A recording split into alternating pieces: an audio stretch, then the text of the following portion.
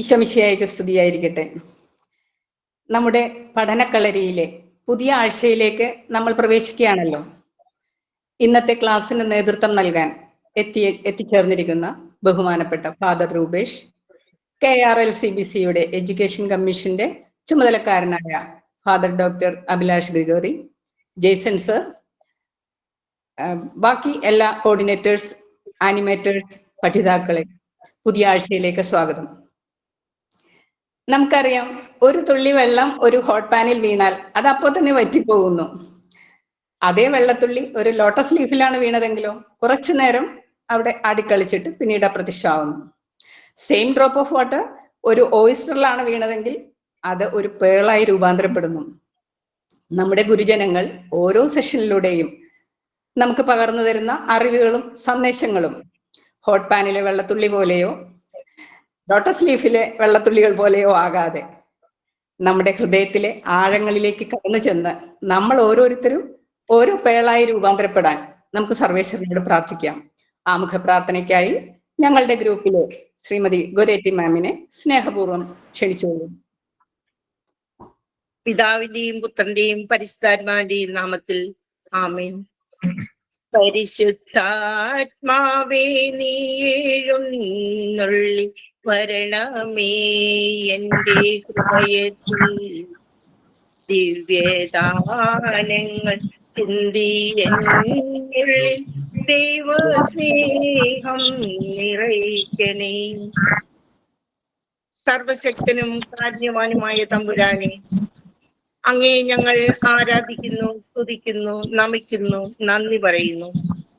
അങ്ങേ പരിശുദ്ധാത്മാവിനെ അയച്ച് ഞങ്ങളുടെ ഹൃദയങ്ങളെ ജ്വലിപ്പിക്കണമേ. ഇന്ന് ഞങ്ങൾക്ക് ക്ലാസ് എടുക്കുന്ന രൂപേഷ് അച്ഛനെയും ജെയ്സൺ സാറിനെയും എല്ലാ കോർഡിനേറ്റേഴ്സിനെയും ആനിമേറ്റേഴ്സിനെയും പഠന പ്രസംഗ കല അഭ്യസിക്കുന്ന ഞങ്ങളെ ഓരോരുത്തരെയും അങ്ങേ തിരുഹൃദയത്തോട് ചേർത്ത് നിർത്തിക്കൊണ്ട് കാത്തുകൊള്ളണേ എന്ന് പ്രാർത്ഥിക്കുന്നു. നിത്യം പിതാവ്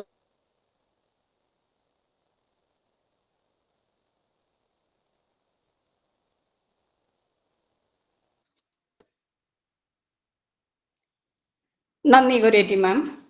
അടുത്തതായി സ്വാഗതം ആശംസിക്കുന്നതിനായി ശ്രീമതി മബിതയെ ക്ഷണിക്കുകയാണ്. ഈശോമിശിഹായ്ക്ക് സ്തുതിയായിരിക്കട്ടെ. ബഹുമാനപ്പെട്ട ഫാദർ രൂപേഷ് മൈക്കിൾ അച്ഛ, ഫാദർ അഭിലാഷ് ഗിഗറി അച്ഛ, ജെയ്സൺ സാർ, അനിമേറ്റേഴ്സ്, കോർഡിനേറ്റേഴ്സ്, സഹപഠിതാക്കളെ എല്ലാവർക്കും നമസ്കാരം. KRLCBCയുടെ നേതൃത്വത്തിൽ ആരംഭിച്ചിരിക്കുന്ന പ്രസംഗ നേതൃത്വ പാഠവ പരിശീലന ക്യാമ്പ് പ്രോഗ്രാം വഴി നമ്മൾക്ക് എങ്ങനെ ഒരു നല്ല പ്രാസംഗികനാകാൻ സാധിക്കുമെന്ന് നമ്മൾ ഈ 6 സെക്ഷനിലൂടെ നമ്മൾ പഠിച്ചു. എങ്ങനെ ഒരു പ്രസംഗം നമ്മൾ അഭിമുഖീകരിക്കണം, അല്ലെങ്കിൽ എങ്ങനെ ഒരു പ്രസംഗത്തിന് തയ്യാറാകണം, ഏത് സദസ് അറിഞ്ഞ് പ്രസംഗിക്കുന്നത് എങ്ങനെ, നമ്മുടെ വസ്ത്രധാരണത്തിൽ, അല്ലെങ്കിൽ ഒരു പ്രസംഗം നമ്മൾ പ്രസംഗിക്കാൻ പോകുന്നതിനേക്കാൾ മുമ്പ് എന്തൊക്കെ തയ്യാറെടുപ്പുകൾ എടുക്കണം എന്ന് തുടങ്ങി നമ്മുടെ വസ്ത്രധാരണം ഏത് രീതിയിലായിരിക്കണം എന്ന് വരെ നമ്മളെ പഠിപ്പിച്ചു തന്ന് ഈ 6 സെക്ഷനുകളിൽ ഇങ്ങനെ ഒരു പ്രസംഗ പാഠവ ക്ലാസ് അല്ലെങ്കിൽ നേതൃത്വ ക്ലാസ് നമുക്ക് നൽകിയ ഇതിന് നേതൃത്വം നൽകിയ എല്ലാ ചുമതലക്കാരെയും ഈ അവസരത്തിൽ നന്ദി പറയാൻ ഞാൻ ആഗ്രഹിക്കുന്നു. ഞാൻ എൻ്റെ കർത്തവ്യത്തിലേക്ക് കിടക്കുകയാണ്. നമ്മുടെ 6 സെക്ഷനുകളെ നമ്മൾക്ക് ഭംഗിയായിട്ട് നമുക്ക് പറഞ്ഞു തന്ന് ഒരു പ്രാസംഗികൻ എങ്ങനെയായിരിക്കണമെന്ന് പറഞ്ഞ് നമുക്ക് ക്ലാസ്സുകൾ നയിച്ച നമ്മുടെ ബഹുമാനപ്പെട്ട ഗ്രിഗറി അച്ഛൻ ഇന്നത്തെ മീറ്റിങ്ങിൽ എത്താൻ സാധിച്ചിട്ടില്ല. നമുക്ക് ഇന്നത്തെ ക്ലാസ് നയിക്കുന്നത് ഫാദർ രൂപേഷ് മൈക്കിൾ അച്ഛനാണ്. അച്ഛൻ കോട്ടപ്പുറം രൂപത അംഗമാണ്. തുഞ്ചത്തെഴുത്തച്ഛൻ മലയാളം യൂണിവേഴ്സിറ്റിയിൽ നിന്ന് അവസാന വർഷ PhD ചെയ്യുന്നു. ആലുവ കർമ്മഗിരി സെമിനാരിയിൽ അധ്യാപകനായി സേവനമനുഷ്ഠിക്കുന്നു. അച്ഛനെ ഏറ്റവും സ്നേഹത്തോടുകൂടി ഈ സെക്ഷനിലേക്ക് സ്വാഗതം ചെയ്യുന്നു. KRLCBCയുടെ എഡ്യൂക്കേഷൻ മിനിസ്ട്രിയുടെ ചുമതലക്കാരനായ ഫാദർ അഭിലാഷ് ഗിഗറി അച്ഛനെ ഏറ്റവും സ്നേഹത്തോടുകൂടി ഈ സെക്ഷനിലേക്ക് സ്വാഗതം ചെയ്യുന്നു. KRLCBCയുടെ എഡ്യൂക്കേഷൻ മിനിസ്ട്രി സെക്രട്ടറിയായ നമ്മുടെ ജെയ്സൺ സാറ് എല്ലാ ദിവസവും നമുക്ക് നമ്മുടെ ഗ്രൂപ്പിൽ വന്ന് വേണ്ട മോട്ടിവേഷൻ നൽകി നമ്മളെല്ലാം നല്ലൊരു പ്രാസംഗികനാക്കാൻ സഹായിക്കുന്ന ജെയ്സൺ സാറിനെ ഏറ്റവും ബഹുമാനത്തോടുകൂടി ഈ സെക്ഷനിലേക്ക് സ്വാഗതം ചെയ്യുന്നു. നമ്മുടെ 17 ഗ്രൂപ്പുകളിലായിട്ട് നമുക്ക് നൽകുന്ന നമ്മുടെ അസൈൻമെന്റുകൾ ചെയ്യുവാനും നമുക്ക് ഒരു നല്ലൊരു പ്രാസംഗികനാവാൻ എങ്ങനെയാണെന്നും നമ്മുടെ അസൈൻമെന്റിൽ വരുന്ന നല്ലതും ചീത്തയുമായ കാര്യങ്ങൾ പറഞ്ഞ് മനസ്സിലാക്കി നല്ല പ്രാസംഗികനാക്കാൻ നമ്മളെ സഹായിക്കുന്ന നമ്മുടെ കൂടെ നടക്കുന്ന നമ്മുടെ എല്ലാ അനിമേറ്റേഴ്സിനും കോർഡിനേറ്റേഴ്സിനെയും ഏറ്റവും സ്നേഹത്തോടുകൂടി ഈ യോഗത്തിലേക്ക് സ്വാഗതം ചെയ്യുന്നു.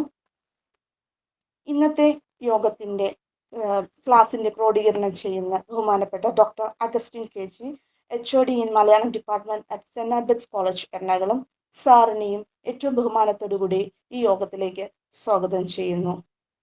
ഈ 10 രൂപതകളിൽ നിന്ന് വന്നിരിക്കുന്ന പഠിതാക്കളായ എൻ്റെ സഹപഠിതാക്കളെ എല്ലാവരെയും ഈ സെക്ഷനിലേക്ക് സ്വാഗതം ചെയ്യുന്നു. വാഗ്മയത്തിന്റെ പാതയിൽ അറിവും ആത്മവിശ്വാസവും വർദ്ധിപ്പിക്കാൻ നമുക്ക് ഈ സെക്ഷൻ കർമ്മരഹിതരായിരിക്കാം. നന്ദി.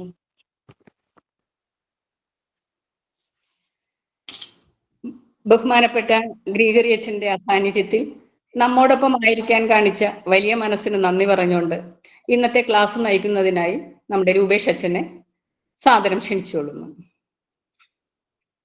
Thank you. സ്വാഗതം ആശംസിച്ച ആൾക്കും പിന്നെ എന്നെ ഇവിടെ പരിചയപ്പെടുത്തിയ വ്യക്തികൾക്കൊക്കെ നന്ദി പറയുന്നു. നിങ്ങളുടെ പേരൊന്നും എനിക്ക് കൃത്യമായിട്ട് അറിയില്ല. ഞാൻ പറയുന്നത് കേൾക്കുന്നുണ്ടല്ലോ അല്ലേ? കേൾക്കാം. ഓക്കെ. അപ്പോ നമ്മൾ ക്ലാസ് നമുക്ക് തുടങ്ങുമ്പോ എൻ്റെ അടുത്ത് ഗ്രിഗറി അച്ഛൻ സംസാരിക്കാനായിട്ട് പറഞ്ഞിരിക്കുന്നത് ഭാഷയാണ്. ഒരു പ്രസംഗത്തിന്റെ പ്രസംഗത്തിൽ ഭാഷ എങ്ങനെ ഉപയോഗിക്കാം, മനോഹരമായ ഭാഷ എങ്ങനെ ഉപയോഗിക്കാം എന്നുള്ളതാണ്.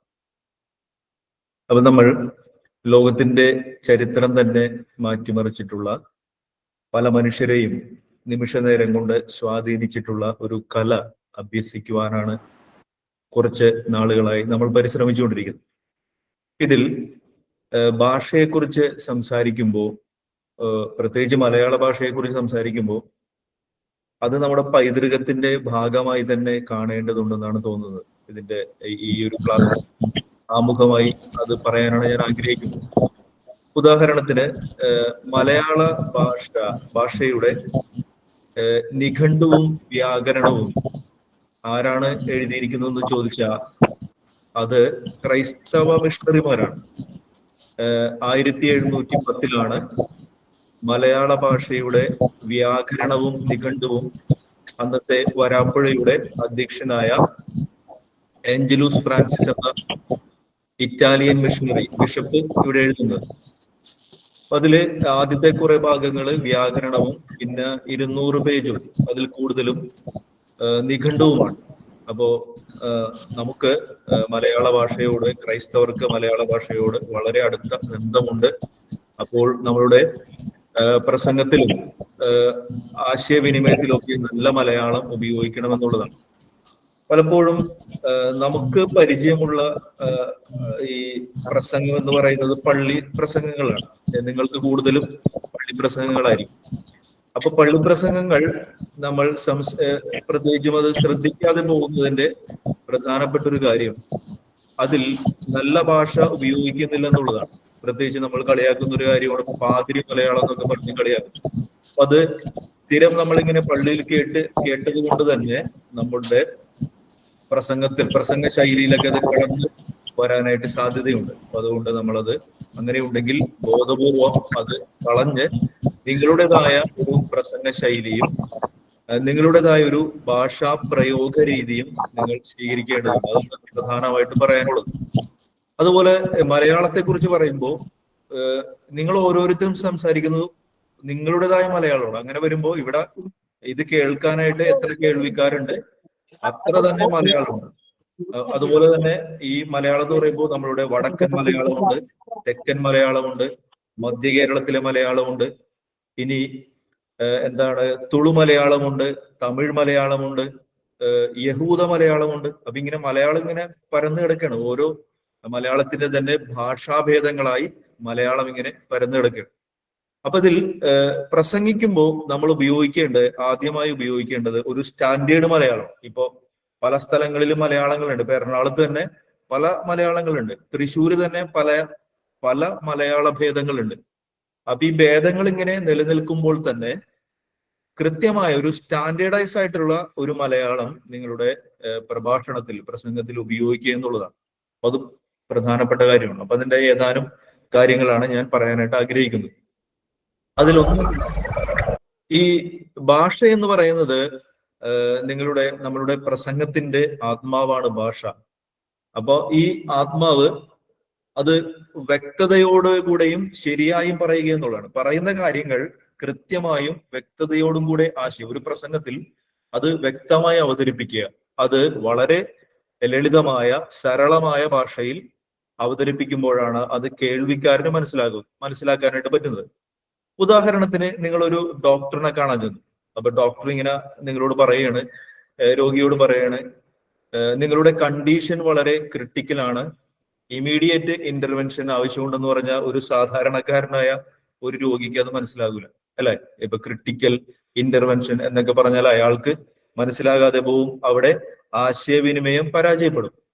അപ്പൊ പക്ഷെ കുറച്ചും കൂടെ സരളമായ ഭാഷയിൽ വേണമെങ്കിൽ ഈ ഒരു കാര്യം ഡോക്ടർക്ക് പറയാം. വേണമെങ്കിൽ ഇങ്ങനെ പറയാം, നിങ്ങളുടെ അവസ്ഥ ഇപ്പോൾ ഗുരുതരമാണ്, ഉടൻ ചികിത്സ തുടങ്ങണം എന്ന് പറഞ്ഞാൽ രോഗിക്കും രോഗിയുടെ കൂടെ വന്ന ബന്ധുക്കൾക്കൊക്കെ കുറച്ചുകൂടെ ആശ്വാസവും. എന്താണ് കാരണം?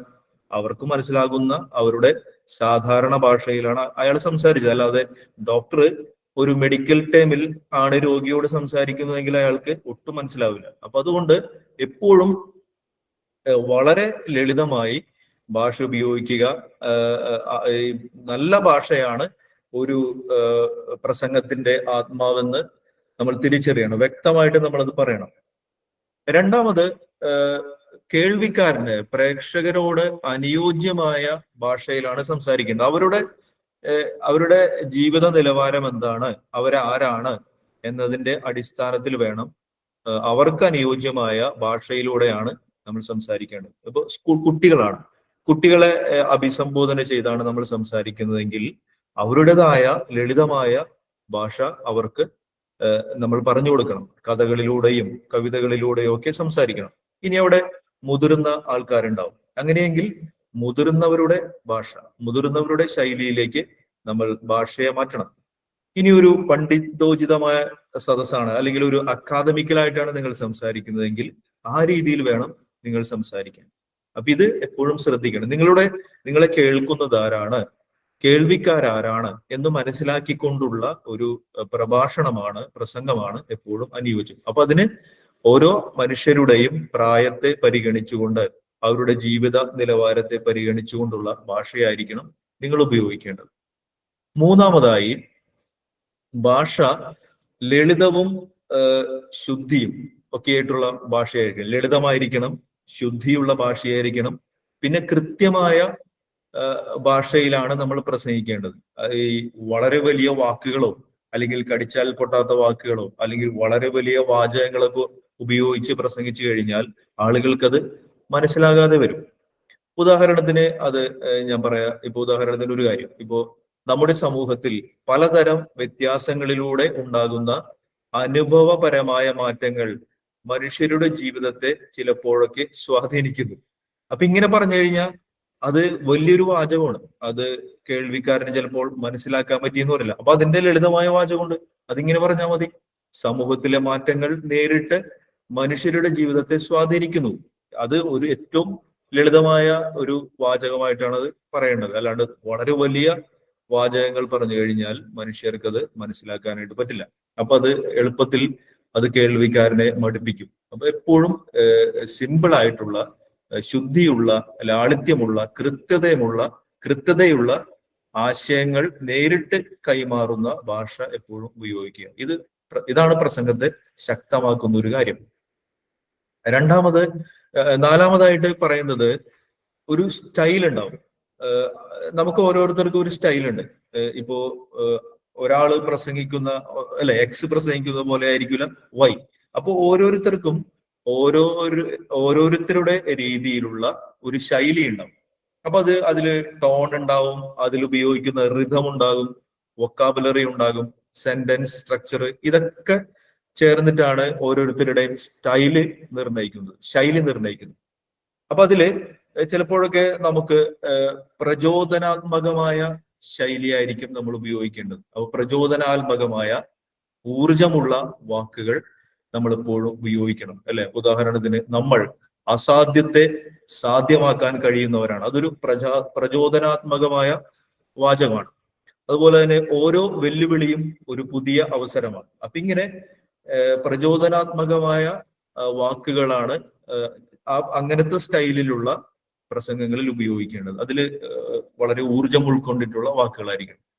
അതുപോലെ തന്നെ ഈ ചിലപ്പോഴൊക്കെ ഈ അക്കാദമിക് സ്റ്റൈല്, ഞാൻ നേരത്തെ പറഞ്ഞ പോലെ പണ്ഡിതോചിതമായ ഒരു സ്റ്റൈല് നമ്മൾ സ്വീകരിക്കേണ്ടി വരും, പണ്ഡിതോചിത രീതി.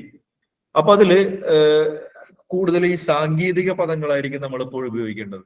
നിർവചനങ്ങൾ പറയേണ്ടി വരും, ഡാറ്റകൾ പറയേണ്ടി വരും. അപ്പൊ അങ്ങനെയൊക്കെയുള്ള ഒരു ശാസ്ത്രബദ്ധമായ കാര്യങ്ങളായിരിക്കണം പറയേണ്ടി വരും. ഉദാഹരണങ്ങൾ അതിൻ്റെ അകത്തൊരു വാചകം ചോദിച്ചു കഴിഞ്ഞാൽ, പഠനങ്ങൾ കാണിക്കുന്നത് 2022 ലിറ്ററസി റേറ്റ് 6% വർദ്ധിച്ചു എന്നാണ്. അപ്പൊ ഇതൊരു ഈ ഒരു ശാസ്ത്രീയ രീതിയിൽ അതിനെ സാങ്കേതികമായി പറയുന്ന രീതിയിലാണ് പണ്ഡിതോചിതമായ അക്കാദമിക് രീതിയിലുള്ള ഭാഷ ഉപയോഗിച്ച് അങ്ങനത്തെയുള്ള പ്രസംഗങ്ങൾ നടത്തേണ്ടത്. അപ്പൊ അതിന് ഗൗരവം ഉണ്ടാകും, പിന്നെ കണക്കുകളൊക്കെ അവതരിപ്പിക്കുന്നതുകൊണ്ട് വിശ്വാസ്യതയും ഏറും. ആ രീതിയിൽ സയന്റിഫിക് ആയിട്ടുള്ള കാര്യമാണ്. പിന്നെ ചിലപ്പോഴൊക്കെ വളരെ വികാരാത്മകമായി സംസാരിക്കേണ്ടി വരുന്ന അവസരങ്ങൾ ഉണ്ടാകും. പ്രത്യേകിച്ച് ഈ മരണസമയത്തൊക്കെയുള്ള വികാര നിർഭരമായ പ്രസംഗങ്ങൾ നിങ്ങൾ അതൊക്കെ കേട്ടിട്ടുണ്ടാകും. അപ്പൊ അങ്ങനെയുള്ള ആ രീതിയിലുള്ള പദങ്ങൾ ഉപയോഗിക്കാനും ആ രീതിയിലുള്ള ടോൺ വേരിയേഷൻ ഒക്കെ വരുത്താനൊക്കെ പരിശ്രമിക്കേണ്ടതുണ്ട്. പിന്നെ ചിലപ്പോഴൊക്കെ ചില പ്രസംഗങ്ങൾ സൗഹൃദ ശൈലിയായിരിക്കും, സൗഹൃദപരമായി ഒക്കെ ചെയ്യുന്ന കാര്യങ്ങളായിരിക്കും, വളരെ രസകരമായ രീതിയിൽ, തമാശ രീതിയിൽ. അപ്പൊ ഓരോ സ്റ്റൈലും അത് കേൾക്കുന്ന ആള് അല്ലെങ്കിൽ ആ സമയത്തുള്ളൊരു രീതി അനുസരിച്ച് ആയിരിക്കണം നമ്മൾ ഉപയോഗിക്കേണ്ടത്. അപ്പൊ അങ്ങനെയൊക്കെയുള്ള രീതിയിലുള്ള പല രീതിയിലും. പിന്നെ അതുപോലെ തന്നെ അടുത്തൊരു പോയിന്റ്, 5ാമത് പറയുന്നത് പദസമ്പത്താണ്. പദസമ്പത്ത്. ഈ നിങ്ങള് നന്നായി പ്രസംഗിക്കണമെങ്കിൽ നിങ്ങൾക്ക് പ്രത്യേകിച്ച് വേണ്ടത് നിങ്ങളുടെ സംസാരത്തിൽ അല്ലെങ്കിൽ നിങ്ങളുടെ പ്രഭാഷണത്തിൽ പദസമ്പത്ത് നമ്മൾ ഉൾക്കൊള്ളുക. പറഞ്ഞ വാക്കുകൾ തന്നെ പറയാതെ പുതിയ പുതിയ വാക്കുകൾ ഉൾക്കൊള്ളുക. അപ്പൊ അതിന് പദസമ്പത്ത് വർദ്ധിക്കണം. ഒരു പ്രസംഗത്തിന്റെ ഒരു രസകരമായ പ്രസംഗം എന്ന് പറയുന്നത് അതൊരു നല്ല പദസമ്പത്തുള്ള വാക്കുകൾ സൂക്ഷ്മമായി, ശക്തിയോടെ, അർത്ഥസമ്പന്നമായി ഉപയോഗിക്കുന്ന വാക്കുകൾ, അങ്ങനെയുള്ള പ്രസംഗങ്ങളുണ്ട്. അപ്പൊ ഇതില് ഞാന് പണ്ട് വായിച്ചത് ഓർക്കുന്നു. ഈ നമ്മളുടെ കേരളം കണ്ട പ്രഭാഷകരിൽ ഒരാളാണ് നമ്മളുടെ സുകുമാർ അഴീക്കോട്. അപ്പൊ അദ്ദേഹം ഇങ്ങനെ പറയും, ഞാൻ അദ്ദേഹത്തിന്റെ പ്രസംഗം തുടങ്ങാനായിട്ട് പ്രസംഗപീഠത്തിൽ നിൽക്കുമ്പോൾ അദ്ദേഹത്തിന്റെ മനസ്സിൽ വരുന്ന വാക്കുകൾ ഇങ്ങനെയാണെന്നാണ് അദ്ദേഹം പറയുന്നത്. വാരിധി തന്നിൽ തിരമാലകൾ എന്ന പോൽ ഭാരതി പദാവലി തോന്നണം കാലേ കാലേ. അതായത് കടലിൽ, സമുദ്രത്തിൽ തിരമാലകൾ ഉണ്ടാകുന്നത് പോലെ എന്റെ മനസ്സിലേക്ക് ഇങ്ങനെ നല്ല പദങ്ങൾ, ഭാരതി പദാവലി, അർത്ഥസമ്പന്നമായ പദങ്ങൾ ഇങ്ങനെ തിരമാലകൾ എന്ന പോലെ വന്നുകൊണ്ടിരിക്കണമേ എന്ന് പ്രാർത്ഥനയോടെയാണ് സുകുമാർ അഴീക്കോട് ഈ പ്രസംഗം ആരംഭിക്കുക എന്ന് ഞാൻ വായിച്ചിട്ടുണ്ട്. അപ്പൊ ഇത് ഇങ്ങനെയാണ്. അപ്പൊ നമ്മുടെ മനസ്സിലേക്ക് ഓരോ അർത്ഥസമ്പുഷ്ടമായ അവസരത്തിനൊത്ത വാക്കുകൾ ഇങ്ങനെ നമ്മൾ പറഞ്ഞുകൊണ്ടിരിക്കണം. അത് പ്രസംഗത്തിന്റെ പ്രധാനപ്പെട്ട കാര്യമാണ്. പ്രസംഗത്തെ മനോഹരമാക്കുന്നതും ആളുകൾക്ക് പ്രസംഗം ശ്രദ്ധിച്ചിരിക്കാൻ തോന്നുന്നതൊക്കെ ഇതാണ്. അപ്പൊ ഇങ്ങനത്തെ ഒരു ശൈലി ഇല്ലെങ്കിൽ നിങ്ങൾ എത്ര ഡെപ്തിലുള്ള പ്രസംഗം പറഞ്ഞാലും നിങ്ങൾക്ക് ആ രീതിയിലുള്ള ഭാഷാ ശൈലിയോ അല്ലെങ്കിൽ പദസമ്പത്തോ ഇല്ലെങ്കിൽ നിങ്ങൾക്കത് ബുദ്ധിമുട്ടാണ്. അപ്പൊ അതുകൊണ്ട് തന്നെ പദസമ്പത്ത് ഉണ്ടാകണം. പദസമ്പത്ത് ഉണ്ടാകുന്നതിന്റെ പ്രധാനപ്പെട്ട കാരണം വായനകൾ നടത്തുക എന്നുള്ളതാണ്. എല്ലാ വിഷയങ്ങളും ഇരുന്ന് വായിക്കുക. പ്രത്യേകിച്ച് കവിതകളാണ് നമ്മളുടെ വൊക്കാബുലറി കൂട്ടുന്നത്. അപ്പൊ അതുകൊണ്ട് അങ്ങനെയുള്ള കവിതകൾ, സാഹിത്യങ്ങൾ, നോവലുകൾ, ചെറുകഥകൾ, അപ്പൊ വായിക്കാൻ പറ്റുന്ന എന്തും വായിച്ചുകൊണ്ട് മാത്രമേ നമുക്ക് പദസമ്പത്ത് വർദ്ധിപ്പിക്കാനായിട്ട് പറ്റുള്ളൂ. ഉദാഹരണത്തിന് ഈ ആവർത്തന വിരസം ഉണ്ടാക്കുന്ന ഒരു ഉദാഹരണം പറഞ്ഞുതരാം. ഇപ്പൊ ഉദാഹരണത്തിന്, വിദ്യാഭ്യാസം സമൂഹത്തെ മാറ്റുന്നു, വിദ്യാഭ്യാസം മനുഷ്യനെ മാറ്റുന്നു, വിദ്യാഭ്യാസം രാജ്യത്തെ മുന്നോട്ട് കൊണ്ടുപോകുന്നു. അതിങ്ങനെ ആവർത്തിച്ചു വരുന്ന കാര്യമാണ്. അപ്പൊ അതിനെ വേണമെങ്കിൽ നമുക്ക് ഭംഗിയായിട്ട് ഇങ്ങനെ പറയാം: വിദ്യാഭ്യാസം സമൂഹത്തെ മാറ്റുന്നു, പഠനം മനുഷ്യന്റെ ചിന്തയെ മാറ്റുന്നു, അറിവാണ് രാജ്യത്തെ മുന്നോട്ട് നയിക്കുന്നത്. അപ്പൊ ഇങ്ങനെ അവസരോചിതമായ അനുയോജ്യമായ പദങ്ങൾ തിരഞ്ഞെടുത്ത് ഉപയോഗിക്കാനായിട്ട് നമുക്ക് പറ്റണം. അടുത്തത് ഉച്ചാരണമാണ്. അതും ശ്രദ്ധിക്കേണ്ട ഒരു കാര്യമാണ്. പലപ്പോഴും നമ്മൾ മലയാളികളായതുകൊണ്ട് തന്നെ മലയാളത്തിന്റെ ഉച്ചാരണം അത്ര ഭംഗിയായിട്ടല്ല നമ്മൾ പറയുന്നത്. നമ്മുടെ പ്രസംഗങ്ങൾക്ക് എടുത്ത് ശ്രദ്ധിച്ചു നോക്കിയാൽ അറിയാം, ഉച്ചാരണത്തിൽ വളരെയേറെ പിശകുകളുള്ള കാര്യങ്ങളുണ്ട്. ചില വാക്കുകളൊക്കെ കേട്ട് കഴിഞ്ഞാൽ നമുക്ക് ഒറ്റ അർത്ഥമായിട്ട് തോന്നും. അപ്പൊ അതൊക്കെ ശ്രദ്ധിക്കണം. ഉച്ചാരണം ഈ വളരെ ഭംഗിയായിട്ട് ഉച്ചാരണം. ഈ ഉച്ചാരണത്തെ കുറിച്ച് പറഞ്ഞപ്പോഴാണ് ഞാൻ നമ്മളുടെ ഏറ്റവും ആദ്യത്തെ കമ്മ്യൂണിസ്റ്റ് സഭയിലെ മുഖ്യമന്ത്രിയായ EMS നമ്പൂതിരിപ്പാട്, അദ്ദേഹത്തിനോട് ഒരാൾ ചോദിച്ചു, അങ്ങേക്ക് എന്താണ് വിക്കുണ്ടല്ലേ എന്ന് ചോദിച്ചു. അങ്ങേക്ക് വിക്കുണ്ടല്ലേ? അപ്പോൾ അദ്ദേഹം വളരെ രസകരമായിട്ടുള്ള ഒരു മറുപടിയാണ് പറഞ്ഞത്. അയാൾ ഇങ്ങനെയാണ് പറഞ്ഞത്: എപ്പോഴും വിക്കില്ല, സംസാരിക്കുമ്പോൾ മാത്രമേ വിക്കുള്ളൂ എന്നാണ് അദ്ദേഹം പറഞ്ഞത്. അപ്പൊ ഇത് നമുക്ക് വളരെ ഭംഗിയായിട്ട് നല്ല ഉച്ചാരണം നമുക്ക് ആവശ്യമുണ്ട്. അപ്പൊ അതൊക്കെ നമ്മൾ പദങ്ങൾ പഠിക്കുമ്പോഴും മറ്റ് പ്രസംഗങ്ങളൊക്കെ കേട്ട് മനസ്സിലാക്കി പഠിക്കുമ്പോഴൊക്കെയാണ്. അപ്പൊ ആ രീതിയിൽ നല്ല ഉച്ചാരണങ്ങൾ നമ്മൾ എടുക്കണം, പഠിച്ചെടുക്കണം. അതുപോലെ തന്നെ അടുത്തത് ഒരു ഭാവപ്രകടനമാണ്. ഭാഷയിലൂടെ നമ്മൾ ഭാവമാണ് പ്രകടിപ്പിക്കുന്നത്, അല്ലെ? ഇപ്പൊ ഒരാൾ നിന്നിട്ട് ഒരു വികാരവും ഇല്ലാതെ മോണോട്ടണറസ് ആയിട്ട് പ്രസംഗിച്ചു കഴിഞ്ഞാൽ അത് കേൾവിക്കാർക്ക് അതിനെ ഫോളോ ചെയ്യാനായിട്ട് ബുദ്ധിമുട്ടാണ്. അപ്പൊ പ്രസംഗത്തില് വോയിസ് മോഡുലേഷൻ വേണം, ലാംഗ്വേജ് കൃത്യമായിട്ട് ഉപയോഗിക്കണം. അപ്പൊ ആ രീതിയിൽ ഈ വികാരം പ്രകടിപ്പിക്കുന്നത് അവിടെ നിന്നുകൊണ്ട് വികാരം കാണിച്ചുകൊണ്ടല്ല, വാക്കുകളിലൂടെ വരുന്ന വികാരങ്ങൾ. അപ്പൊ അതിന്റെ ടോണ് ഇതൊക്കെ നോക്കിയിട്ടാണ് നമ്മൾ സംസാരിക്കേണ്ടത്. അപ്പൊ അങ്ങനെ എപ്പോഴും ആ ഒരു വികാര പ്രകടനം വാക്കുകളിലൂടെ കൊണ്ടുവരാനായിട്ട് നമുക്ക് പറ്റണം. പ്രസംഗത്തിന്റെ ഉയർച്ച, താഴ്ച, അതിലുപയോഗിക്കുന്ന വാക്കുകൾ, ഇതൊക്കെയാണ് അതിന്റെ വികാരഭരിതമായ രീതി നിശ്ചയിക്കുന്നത്. അപ്പൊ അത് നമ്മളെപ്പോഴും സംസാരിക്കണം. പിന്നെ ചിലപ്പോഴൊക്കെ ഉറക്കെ പറയേണ്ട കാര്യങ്ങളുണ്ടെങ്കിൽ അത് ഉറക്കെ തന്നെ പറയുകയും, ചിലപ്പോഴൊക്കെ ദുഃഖകരമായ കാര്യങ്ങളാണ് സംസാരിക്കേണ്ടതെങ്കിൽ ടോൺ കുറച്ച് ശബ്ദം മന്ദഗതിയിൽ തന്നെ പറയുകയൊക്കെ വേണം. അങ്ങനെ ആ രീതിയിൽ ആ പ്രസംഗത്തെ റെഡിയാക്കേണ്ടതുണ്ട്. അടുത്തതായി ഭാഷയുടെ ക്രമബദ്ധത പ്രസംഗത്തെ ലളിതമായി മനസ്സിലാക്കുന്നതിന് സഹായിക്കുന്നു. അപ്പൊ വാക്കുകൾ ഇങ്ങനെ ലോജിക്കലായിട്ട് ഉപയോഗിക്കണം. വാക്കുകൾ കൃത്യം അടുക്കി വെച്ച്, ഇപ്പൊ സിമ്പിൾ സെന്റൻസ്, നല്ല വാക്കുകൾ ചേർത്ത് നമ്മളിങ്ങനെ പറഞ്ഞു പോകുന്നതിന് പരസ്പര ബന്ധം ഉണ്ടാകും. അല്ലാതെ പരസ്പര ബന്ധമില്ലാതെ സംസാരിച്ചു കഴിഞ്ഞാൽ ആളുകൾക്ക് അത് മനസ്സിലാക്കാനായിട്ട് ബുദ്ധിമുട്ടാണ്. അപ്പൊ അതുകൊണ്ട് എപ്പോഴും പരസ്പരം ബന്ധപ്പെടുത്തുന്ന യുക്തിപരമായ ലോജിക്കലായിട്ട് നമ്മൾ സംസാരിക്കണം. ഇപ്പൊ ഉദാഹരണത്തിന്, വിദ്യാഭ്യാസം നല്ലതാണ്, പക്ഷേ തൊഴിൽ വേണ്ട, സമൂഹം മാറുന്നു, അതിനാൽ വിദ്യാർത്ഥികൾ ശ്രമിക്കണമെന്ന് പറഞ്ഞാൽ അതിന് പരസ്പര ബന്ധമില്ലാത്ത കാര്യമാണ്, അല്ലെ? അതില് ബന്ധമില്ല, അതിനൊരു ലോജിക്കില്ല.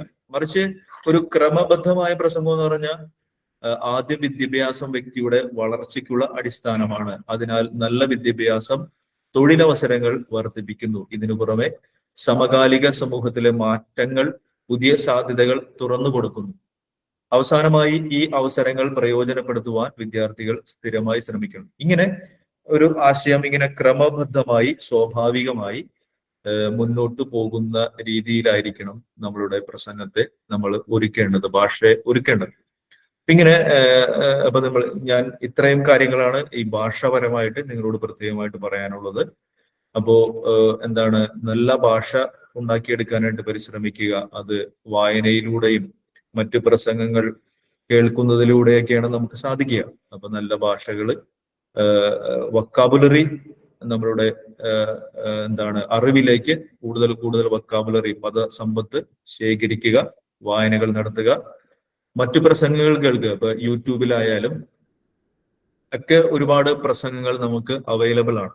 ഈ പ്രസംഗങ്ങളൊക്കെ കേൾക്കാനും പഠിക്കാനും മനസ്സിലാക്കാനും ഒക്കെ സാധിക്കും. ഇത് നീന്തൽ പഠിക്കുന്ന പോലെയാണ്. ഒരിക്കലും തിയറി വെച്ച് നിങ്ങൾക്ക് നല്ലൊരു പ്രസംഗം നടത്താനോ നല്ലൊരു പ്രസംഗികനാകാനായിട്ട് പറ്റില്ല. മറിച്ച് പ്രസംഗിച്ച് തന്നെയാണ് നമ്മൾ നല്ലൊരു ആശയവിനിമയ ശേഷിയുള്ള മനുഷ്യരായിട്ട് മാറുന്നത്. അപ്പൊ ഇതൊക്കെയാണ്. അപ്പോൾ പ്രസംഗങ്ങൾ കേൾക്കണം, കിട്ടുന്ന അവസരങ്ങളിൽ പ്രസംഗിക്കാനായിട്ട് തയ്യാറാകണം, പുതിയ വാക്കുകൾ പഠിക്കണം, ശൈലികൾ പഠിക്കണം. അങ്ങനെയൊക്കെയാണ് നല്ലൊരു പ്രസംഗിക നിങ്ങളിൽ രൂപപ്പെടുന്നത്. അപ്പൊ അത് നിങ്ങളെ സഹായിക്കട്ടെ. ഇനി ഞാനിവിടെ പറഞ്ഞതിൽ എന്തെങ്കിലും സംശയമൊക്കെ ഉണ്ടെങ്കിൽ നിങ്ങൾക്ക് ചോദിക്കാവുന്നതാണ്. പ്രസംഗത്തിൽ ഭാഷയുടെ സ്വാധീനം എന്താണെന്നും ഭാഷ എങ്ങനെയായിരിക്കണമെന്നും പ്രസംഗത്തിന്റെ ശൈലിയെക്കുറിച്ചും അച്ഛൻ നമുക്ക് വളരെ നന്നായിട്ട് തന്നെ മനസ്സിലാക്കി തന്നു. നന്ദി അച്ഛ. അടുത്തത് ഓപ്പൺ ഫോറമാണ്. ഈ ക്ലാസ്സിന് അനുബന്ധമായി ആർക്കെങ്കിലും എന്തെങ്കിലും ചോദിക്കാനോ പങ്കുവയ്ക്കാനോ ഉണ്ടെങ്കിൽ ഇപ്പോൾ ചെയ്യാവുന്നതാണ്. ചോദ്യകർത്താക്കൾ തങ്ങളുടെ പേരും രൂപതയും കൂടി പരിചയപ്പെടുത്തണമെന്ന് ഓർമ്മപ്പെടുത്തുന്നു. ഈ ഓപ്പൺ ഫോറം കോർഡിനേറ്റ് ചെയ്യുന്നതിനായി ജെയ്സൺ സാറിനെ ക്ഷണിക്കുന്നു. അച്ഛന്റെ ക്ലാസ് വളരെ മനോഹരമായിരുന്നു. ഞാൻ വിശ്വനാഥൻ, നെയ്യാറ്റിൻകര. അച്ഛന് ക്ലാസ് എടുത്തപ്പോൾ ഞാനൊരു എന്റെ ഒബ്സർവേഷൻ ആയിരുന്നു അച്ഛാ പറയുന്നത്. എനിക്ക് വളരെ ഇഷ്ടപ്പെട്ടതിൽ ഒരു കാര്യമുണ്ട് അച്ഛാ. അച്ഛൻ ഈ ക്ലാസ്സുകൾ എടുക്കുമ്പോൾ ഓരോ പോയിന്റും, എനിക്ക് തോന്നുന്നു 7 പോയിന്റ് വരെ പറഞ്ഞു. ഓരോ പോയിന്റ് പറയുമ്പോഴും അതിന്റെ കൂടെ ഉദാഹരണമായി അതിങ്ങനെയാണ് എന്നൊക്കെ പറഞ്ഞുകൊണ്ട്. അപ്പോൾ ഞാൻ ഏതോ ഒരു പ്രത്യേക സ്ഥലത്ത് വന്നപ്പോൾ അച്ഛൻ ഇതുവരെ ഒരു നമ്മുടെ കവിതയൊക്കെ നമ്മുടെ രചിക്കുന്നവരെ കുറിച്ചോ ഒന്നും പറഞ്ഞു കേട്ടില്ലല്ലോ എന്നൊരു സങ്കടം വന്നപ്പോഴാണ് അച്ഛൻ സുകുമാർ അഴീക്കോടിനെ കുറിച്ച് വളരെ മനോഹരമായ കാര്യം പറഞ്ഞത്. നമ്മുടെ വാക്കുകൾ തിരമാല പോലെ ഹൃദയത്തിൽ നിന്ന് അധരങ്ങളിൽ നിന്ന് ഉരുവിടണം എന്നൊക്കെ പറഞ്ഞു. അവസാനം അച്ഛൻ പറഞ്ഞു നിർത്തുന്നത് പ്രാക്ടീസിലൂടെ മാത്രമേ സാധിക്കുകയുള്ളൂ. അച്ഛൻ നമ്മുടെ ക്ലാസ് തുടങ്ങുന്ന സമയത്ത് ബഹുമാനപ്പെട്ട ഗ്രിഗറി അച്ഛൻ ഇങ്ങനെ പറഞ്ഞാൽ തുടങ്ങിയത്, ഒരു കവിള് വാക്ക് എപ്പോഴെങ്കിലും പറയാൻ തുടങ്ങിയാൽ നിങ്ങൾ അത് അവസരം കിട്ടിയാൽ ചെയ്യണമെന്ന്. കൊള്ളാച്ച അച്ഛന്റെ നല്ല വാക്കുകൾക്കും അച്ഛന്റെ ഒരു ശൈലിക്കും ഒക്കെ ഒത്തിരി നന്ദിയുണ്ട്. Thank you. Thank you. ശരിക്കും പറഞ്ഞു തന്നെ തുടങ്ങണം നമ്മള്. കാരണം ഞാൻ ഓർക്കുന്നുണ്ട്, ഞാൻ ആദ്യം സ്റ്റേജിൽ പ്രത്യക്ഷപ്പെടുന്നത് എന്റെ ഇടവകയിലായിരിക്കുമ്പോ കുർബാനയ്ക്കിടയ്ക്ക് വായിക്കാനാണ്. അന്ന് ഞാൻ എന്റെ കയ്യും കാലൊക്കെ വിറച്ച് ഞാൻ ഒരു കണക്കിനാണെന്ന് വായന അവസാനിപ്പിച്ചത്. പക്ഷെ അതിനുശേഷം ഞാൻ എങ്ങനെ എപ്പോഴും അവസരങ്ങളൊക്കെ കിട്ടുമ്പോൾ വായിക്കുമായിരുന്നു. പിന്നെ KCYM ഒക്കെ പോലുള്ള CLCയിലൊക്കെ ഉണ്ടായിരുന്നു. അപ്പൊ അന്ന് അവസരങ്ങൾ കിട്ടുമ്പോൾ അവിടെ പള്ളിയിൽ പറഞ്ഞിട്ട് എന്നെ ഒരുപാട് പേര് കളിയാക്കിയിട്ടൊക്കെ ഉണ്ട്. അന്ന് ഞാൻ സെമിനാരിലൊന്നുമല്ല, ഞാൻ +2 കഴിഞ്ഞിട്ടാണ് സെമിനാരിൽ പോകുന്നത്. പക്ഷെ ഞാനിങ്ങനെ പറഞ്ഞ് തെറ്റിച്ച് വേർത്ത്, അപ്പൊ എന്റെ നാട്ടിലുള്ള അവിടുത്തെ കാറ്റീസ് അധ്യാപകരൊക്കെ എന്നെ ഒരുപാട് കളിയാക്കിയിട്ടൊക്കെ ഉണ്ട്. പക്ഷെ ഞാനത് നിർത്തിയില്ല, ഞാനങ്ങനെ തുടർന്നു, അങ്ങനെ പറഞ്ഞു. പിന്നെ അത് സെമിനാരിയിൽ ചെന്നു. അപ്പോ അങ്ങനെയാണ്. അപ്പൊ അതുകൊണ്ട് നിങ്ങൾ പ്രസംഗിക്കണം കേട്ടോ. അവസരങ്ങൾ കിട്ടുമ്പോൾ എന്തോ ബുദ്ധിമുട്ട് വന്നാലും നിങ്ങൾ 1-2 കവിള് പറയുക. അത് വളരെ പ്രധാനപ്പെട്ട കാര്യമാണ് പ്രസംഗ പരിശീലനത്തിൽ.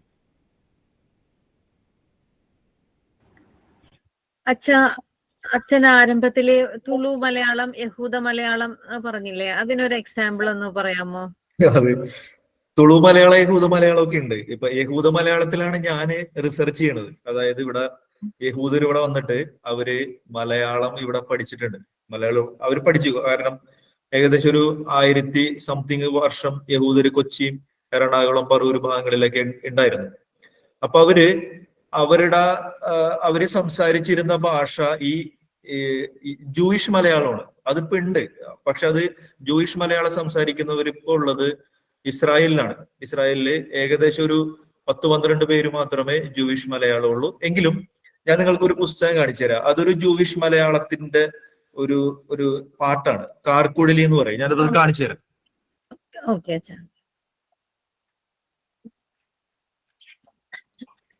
ഇതാണ് ആ പുസ്തകം, കാർക്കുഴലി എന്ന് പറഞ്ഞിട്ട്. കാർക്കുഴലി. അപ്പൊ ഇത് പാട്ടുകളാണ്, ജൂയിഷ് മലയാളത്തിന്റെ പാട്ടുകൾ. പക്ഷെ ജൂയിഷ് മലയാളം എന്ന് പറഞ്ഞാൽ അതവരിങ്ങനെ പാട്ടുകൾ പാടിയിരിക്കണം. ഞാൻ വേണമെങ്കിൽ ഒരെണ്ണം വായിച്ച് ജസ്റ്റ് ഒന്ന് നോക്കട്ടെ. ഒരെണ്ണം വായിച്ച് കേൾപ്പിക്കും.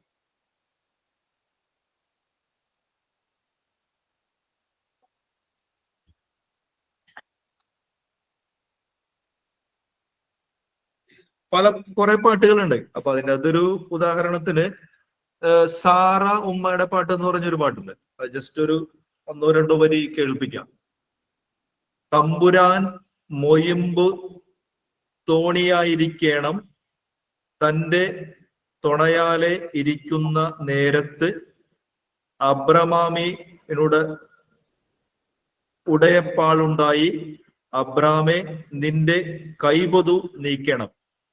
അപ്പൊ ഇതെങ്ങനെയാണ്? അത് ശരിക്കും അത് കൂടുതലായിട്ട് നമ്മളുടെ ഇവിടെ പഠിക്കപ്പെട്ടിട്ടില്ല. ഇങ്ങനത്തെ ഒരു എന്താണ് വംശനാശഭീഷണിയൊക്കെ നേരിടുന്ന ഒരു ഭാഷ ആയതുകൊണ്ട് പഠിക്കപ്പെട്ടിട്ടില്ല. അതിപ്പോ സ്കറിയ സക്രിയാണ് ഇത് എഡിറ്റ് ചെയ്തേക്കണത്, കാർക്കുഴിലി എന്ന് പറയും. പിന്നെ ജൂയിഷ് മലയാളം കൂടുതൽ റിസർച്ച് ചെയ്തുകൊണ്ടിരിക്കുകയാണ്. അപ്പൊ അത് പിന്നീടാണ് അതിനെക്കുറിച്ച് നമുക്ക് പറയാൻ പറ്റുള്ളൂ. അപ്പോ ഇതാണ് ഈ സാധനം. അവര് അന്ന് പറഞ്ഞിരുന്നത് ചിലപ്പോഴൊക്കെ അവര് ഹീബ്രു ലാംഗ്വേജിൽ മലയാളം എഴുതും. അങ്ങനെ ആ രീതിയിലായിരുന്നു ഉണ്ടായിരുന്നത്. ഓക്കെ ഓക്കെ, താങ്ക് യു അച്ഛാ. ഞാൻ എസ്മി, കൊച്ചി രൂപതയെന്ന്. Okay okay. രാജു സാർ ചോദിച്ചോളൂ.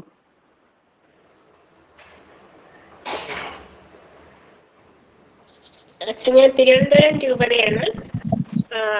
അച്ഛൻ അവസാനമായിട്ട് പറഞ്ഞല്ലോ തിയറിയേക്കാൾ നല്ലത് പ്രാക്ടിക്കലാണ്. അപ്പൊ അതിനുള്ള ഒരു അവസരം നമുക്ക് രൂപതാ തലങ്ങളിൽ തുടങ്ങുകയാണെങ്കിൽ അത് വളരെ ഉപകാരമായിരിക്കും. കാരണം പുതിയ തലമുറയ്ക്ക് ഇങ്ങനെ ഒരു സ്പീച്ചിനോടോ അതുപോലെ രാഷ്ട്രീയ സാഹചര്യങ്ങളെ പൊളിറ്റിക്സിനോടോ സാമൂഹ്യ പ്രവർത്തനത്തിനോ അവർക്ക് താല്പര്യമില്ല. ഞങ്ങളുടെ ഒരു കാലയളവിലാണ് സമൂഹമായിട്ട് ഇടപെടാൻ ഒരു താല്പര്യം വരുന്നത്. അപ്പൊ നമുക്ക് രൂപതാ തലങ്ങളിൽ ഇതുപോലുള്ള പരിശീലനങ്ങൾ തുടങ്ങുകയാണെങ്കിൽ അവർക്കും അതൊരു മുതൽക്കൂട്ടായിരിക്കും. കാര്യം തലമുറയ്ക്ക് ഇംഗ്ലീഷും മലയാളവും എല്ലാം കൂടെ മിക്സ് ചെയ്താണ് പറയുന്നത്. നമുക്ക് അങ്ങനെ ഒരു പരിശീലനം തുടങ്ങി താല്പര്യമുള്ളവർക്ക് ഈ ഒരു പരിശീലനം കൊണ്ട് അങ്ങനെ ഗുണം ഉണ്ടാവും. ഇതിലിപ്പോ നമുക്ക് യുവതിയുവാക്കളെയും കാണാൻ കഴിയുന്നില്ല. എല്ലാരും ഏജ് ആയിട്ടുള്ളവരാണ് നമ്മുടെ ഗ്രൂപ്പിൽ കാണുന്നത്. ഓക്കെ, അപ്പൊ അത് രൂപതയിലുള്ള എന്താണ് പ്രവർത്തനങ്ങളിൽ പങ്കെടുത്ത് കഴിയുമ്പോൾ അവസരങ്ങളൊക്കെ ഉണ്ടാവും അല്ലേ? എനിക്ക് തോന്നണം അങ്ങനെയാണ്. നമ്മൾ രൂപതയുടെ പ്രവർത്തനങ്ങളിലൊക്കെ പങ്കെടുത്ത് കഴിയുമ്പോൾ പല മീറ്റിങ്ങുകളിലൊക്കെ സംസാരിക്കാനും ഒക്കെയുള്ള അവസരങ്ങൾ വന്നു ചേരും. അപ്പൊ അത് അങ്ങനെ കിട്ടുമെന്നാണ് ഞാൻ വിചാരിക്കുന്നത്. ഞങ്ങളുടെ BCCയിൽ ഇപ്പൊ ഒരു യൂണിറ്റിൽ വന്ന 25 വർഷമായിട്ട് ഒരു യൂണിറ്റിലായിരിക്കും, മാറി കൊടുക്കാറില്ല. പല യൂണിറ്റുകളിലും അങ്ങനെയാണ്. അപ്പം പുതിയവർക്ക് അവസരം കൊടുക്കാൻ അതുപോലെ സെപ്പറേറ്റ് ഒരു ഇതുപോലെ പരിശീലനം തുടങ്ങിയാലേ നടക്കുള്ളൂ. നിലവിലുള്ള സമയത്തിൽ അങ്ങനെ ഒരു നടക്കാൻ പോകുന്നില്ല.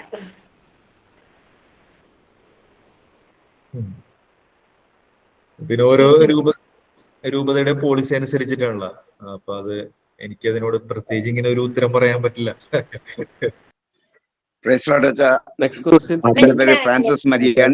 ഞാൻ കൊല്ലം രൂപത ഇരുവീരം ഇടവാങ്ങാണ്.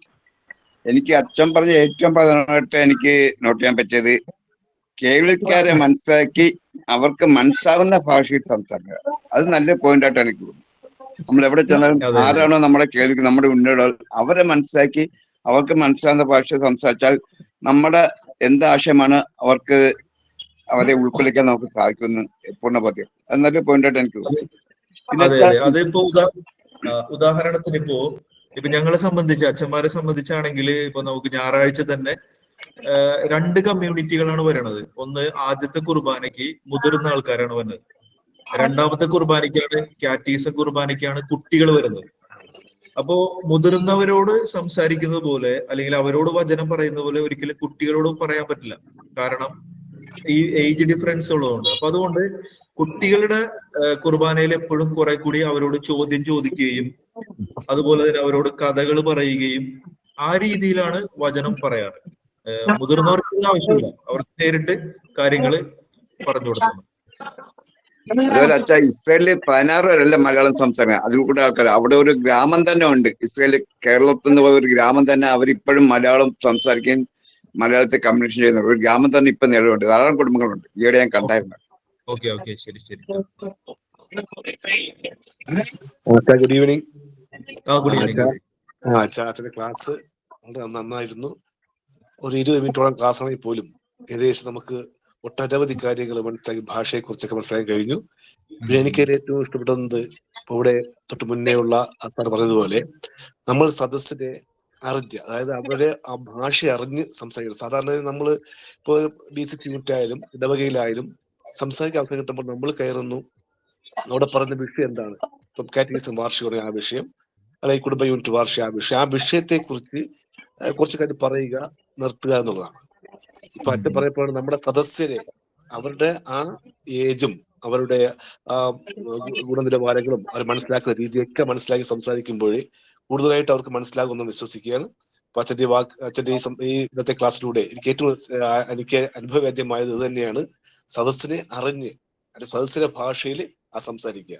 ഓക്കെ, അതെ അതെ. അത് പിന്നെ മാത്രമല്ല, ഇപ്പൊ ഈ നമ്മൾ സംസാരിക്കേണ്ടത് ഒരു കാര്യം ശ്രദ്ധിക്കേണ്ടത്, ഇപ്പൊ ഈ പറഞ്ഞ പോലെ തിരുവനന്തപുരത്തു നിന്നും കണ്ണൂരിൽ നിന്നും കോഴിക്കോട് നിന്നൊക്കെ ആളുകൾ ഉണ്ടാവും. അപ്പൊ ഇവിടെ നിങ്ങളിപ്പോ നിങ്ങളുടെ പ്രാദേശികമായി നിങ്ങൾ സംസാരിക്കുന്നത് നിങ്ങളുടെ പ്രാദേശിക ഭാഷയാണ്.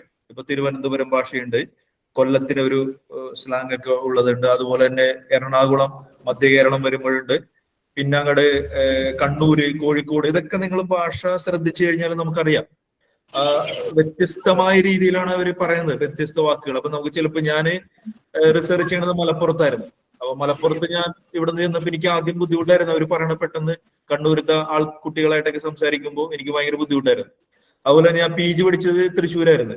ഞാൻ എറണാകുളത്തു നിന്നാണ്, പറവൂരിൽ നിന്നാണ് അവിടെ പോയി പഠിച്ചിരുന്നത്. അപ്പൊ തൃശ്ശൂരത്തെ ആളുകൾ സംസാരിക്കുന്ന പറഞ്ഞാല് വേഗം കൂടുതലായിരിക്കും. വാക്കുകൾ ഇങ്ങനെ അവർ ഫില്ല് ചെയ്ത് പറയും. അപ്പൊ നമുക്ക് അത് കേട്ട് എടുക്കാനായിട്ട് ബുദ്ധിമുട്ടാണ്. അപ്പൊ അതാണ്. അപ്പൊ അതുകൊണ്ട് ഇങ്ങനെ പല ഭാഷാഭേദങ്ങൾ ഉള്ളത് കൊണ്ട് നമ്മളൊരു പൊതുവേദിയിൽ സംസാരിക്കുമ്പോൾ അതൊരു സ്റ്റാൻഡേർഡ് ഭാഷ പറയണം. അത് നമ്മൾ ഒരു മാനക ഭാഷ എന്നോ അല്ലെങ്കിൽ ഒരു അച്ചടിച്ച ഭാഷ എന്നൊക്കെ നമ്മൾ പറയൂലേ, ആ രീതിയിലുള്ള ഒരു സ്റ്റാൻഡേർഡ് എല്ലാവർക്കും ഇപ്പൊ കേരളത്തിന്റെ ഏത് ഭാഗത്തു നിന്ന് വന്നാലും അയാൾക്ക് മനസ്സിലാകുന്ന തരത്തിലുള്ള ഒരു ഭാഷയാണ് നമ്മൾ എപ്പോഴും സംസാരിക്കേണ്ടത്. പ്രാദേശിക ഭേദങ്ങളുണ്ട്. അപ്പൊ ഇപ്പൊ തിരുവനന്തപുരത്തെ ഒരാള് തിരുവനന്തപുരത്തെ ആൾക്കാരോടാണെങ്കിൽ ഓക്കെ, ആ ഒരു സംസാരം മതിയാവും. പക്ഷെ അയാള് കേരളത്തിൽ നിന്ന് വന്നിരിക്കുന്ന വിവിധ തരത്തിലുള്ള വിവിധ നാടുകളിൽ നിന്നുള്ള ആളുകളോടാണെങ്കിൽ എപ്പോഴും ഒരു സ്റ്റാൻഡേർഡ് ഭാഷ കീപ്പ് ചെയ്തിട്ട് വേണം സംസാരിക്കാൻ. Okay sir. രാജു സാർ കൈവൊക്കെ ഉണ്ടായിരുന്നു. രാജു സാർ അൺമ്യൂട്ട് ചെയ്തിട്ട് സംസാരിക്കണേ. കൈവൊക്കെ ഉണ്ടായിരുന്നു, അതുകൊണ്ട് വിളിച്ചത്.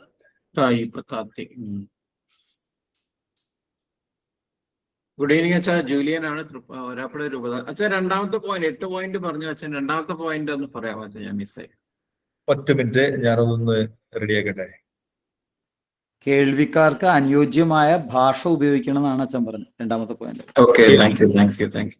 ഒരു മിനിറ്റ്, അത് മനസ്സിലായോ? മനസ്സിലായി.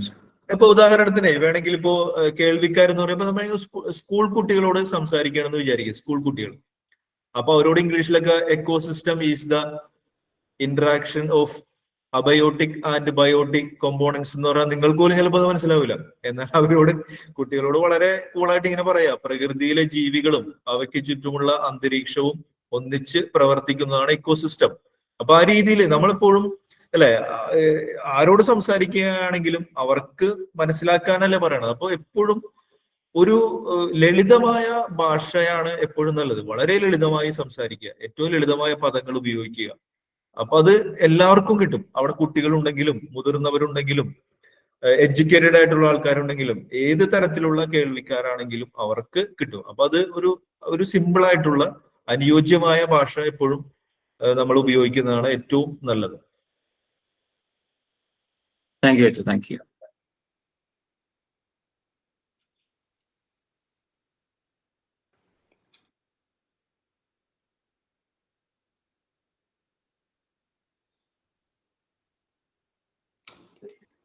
ചർച്ച അവസാനിച്ചിരിക്കുന്നു എന്ന് തോന്നുന്നു. നമുക്ക് ഈ സാഹചര്യത്തിൽ കൺക്ലൂഡിംഗ് സ്പീച്ച് നടത്താനായിട്ട് ആനിമേറ്റേഴ്സിൽ നിന്നും സെന്റ് ആൽബർട്ട്സ് കോളേജ് മലയാളം വിഭാഗം മേധാവിയും വാഗ്മിയുമായ ഹസിൻ സാറിനെ സാദരം ക്ഷണിക്കുന്നു. നമസ്കാരം ലിസ്റ്റേച്ചി, നന്ദി. അച്ചോ, വളരെ മനോഹരമായിരുന്നു. അവതരിപ്പിച്ചത് വളരെ ഭംഗിയായിട്ടുണ്ട്. 8 പോയിന്റുകളായിട്ട് അച്ഛനത് പറഞ്ഞു. അത് നല്ല ചിട്ടയായിട്ട് പറഞ്ഞു, നന്നായിരിക്കുന്നു. അപ്പോൾ ഞാൻ അതിനെ ഒന്ന് ക്രോഡീകരിക്കുക മാത്രമാണ് ഞാൻ ചെയ്യുന്നത്. കാരണം അച്ഛൻ എല്ലാം പറഞ്ഞു കഴിഞ്ഞു. അപ്പോൾ കൂടുതലായിട്ട് എനിക്കൊന്നും പറയാനില്ല. ഞാൻ അതൊന്ന് ക്രോഡീകരിക്കുകയാണ്. അച്ഛൻ പറഞ്ഞവയെ ഒന്ന് ക്രോഡീകരിച്ച് എന്തെങ്കിലുമൊക്കെ ഒന്ന് കൂട്ടിച്ചേർക്കാമെന്ന് ഞാൻ ഉദ്ദേശിക്കുന്നുള്ളൂ കേട്ടോ.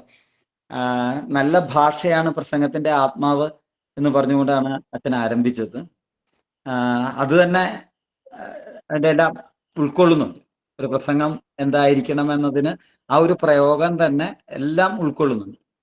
അത് നല്ല ഭാഷ നമ്മൾ നേടിയെടുക്കേണ്ടതാണ്. അച്ഛൻ പറഞ്ഞത് എങ്ങനെ നേടിയെടുക്കേണ്ടത്? ഒന്ന് നല്ല വായന വേണം, പരന്ന വായന വേണം. അതിനകത്ത് ഈ കവിതയൊക്കെ ഉൾക്കൊള്ളിക്കുന്നത് നല്ലതാണ്. അതിലൂടെ നല്ല ഭാഷ നമുക്ക് നേടിയെടുക്കാൻ പറ്റും. പിന്നെ സംസാരം, മറ്റുള്ളവരോട് സംസാരിക്കുമ്പോൾ നമ്മുടെ ഭാഷ മറ്റുള്ളവർ പലപ്പോഴും തിരുത്താൻ ശ്രമിക്കാറുണ്ട്. നമ്മൾ കളിയാക്കിയൊക്കെ ആയിരിക്കും അവർ തിരുത്തുന്നത്.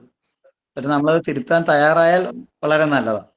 അങ്ങനെ ഞാനിപ്പോൾ പറയാൻ കാരണം വെച്ചാൽ കോട്ടയം ഭാഗത്തു നിന്നൊക്കെ ആൾക്കാർ വന്നു കഴിഞ്ഞാൽ അവര് ഈ ഭായിയുടെ ഉച്ചാരണം പലപ്പോഴും ഫ എന്ന് ഉച്ചരിക്കുക. ഭാര്യ, അതെ, ഭാര്യ ഭയങ്കരം എന്നൊക്കെ. അത് നമ്മൾ അതെ തന്നെ, അതെ തന്നെ, ഫലം എന്ന് പറയുന്നതിന് പകരം അപ്പോ അത് എനിക്ക് തോന്നുന്നു ഭാഷ വേണ്ട രീതിയിൽ പഠിക്കാത്തതിന്റെ ഒരു കുഴപ്പമാണ്. അപ്പോൾ ഒരു പ്രാസംഗികനാകാൻ ശ്രമിക്കുന്ന ഒരാള് ഭാഷയുടെ ഉച്ചാരണ ഭേദങ്ങൾ അറിഞ്ഞിരിക്കണം. അത് പഠിക്കാൻ ശ്രമിക്കണമെന്നാണ് പറയുക. പലപ്പോഴും അത് ആരും ശ്രമിക്കാറില്ല. അതുകൊണ്ടാണ് നമ്മിൽ പലരും, ഇപ്പൊ ഈ ഗ്രൂപ്പിലുള്ളവരും ഒന്ന് ശ്രദ്ധിച്ചാൽ അറിയാം, ഞാനിപ്പോ ഗ്രൂപ്പിൽ ചിലപ്പോൾ സംസാരിക്കുമ്പോൾ ശ്രദ്ധിക്കാറുണ്ട്. അധ്യാപകനായതുകൊണ്ടായിരിക്കാം അങ്ങനെ ശ്രദ്ധിക്കുന്നത്. പലരും ഉച്ചാരണം വളരെ തെറ്റായിട്ടാണ് വരിക. അപ്പൊ അത് സ്വാഭാവികമായിട്ട് നമ്മൾ ജനിച്ച സാഹചര്യമോ നമ്മുടെ ചുറ്റുപാട്ടോ ഒക്കെ ആയിരിക്കാം അപ്രകാരം ഉച്ചാരണങ്ങൾക്കുണ്ടാകുന്ന പ്രശ്നങ്ങൾക്ക് കാരണം. അത് നമ്മൾ തിരുത്തണം. പലപ്പോഴും ആരും തിരുത്താൻ ശ്രമിക്കാറില്ല. പകരം അത് ഞാൻ അങ്ങനെ ശീലിച്ച, ഞാൻ അങ്ങനെ പറയൂ എന്നൊരു രീതിയാണ്. അത് ഒരു പ്രാസംഗികന് യോജിച്ചതല്ല.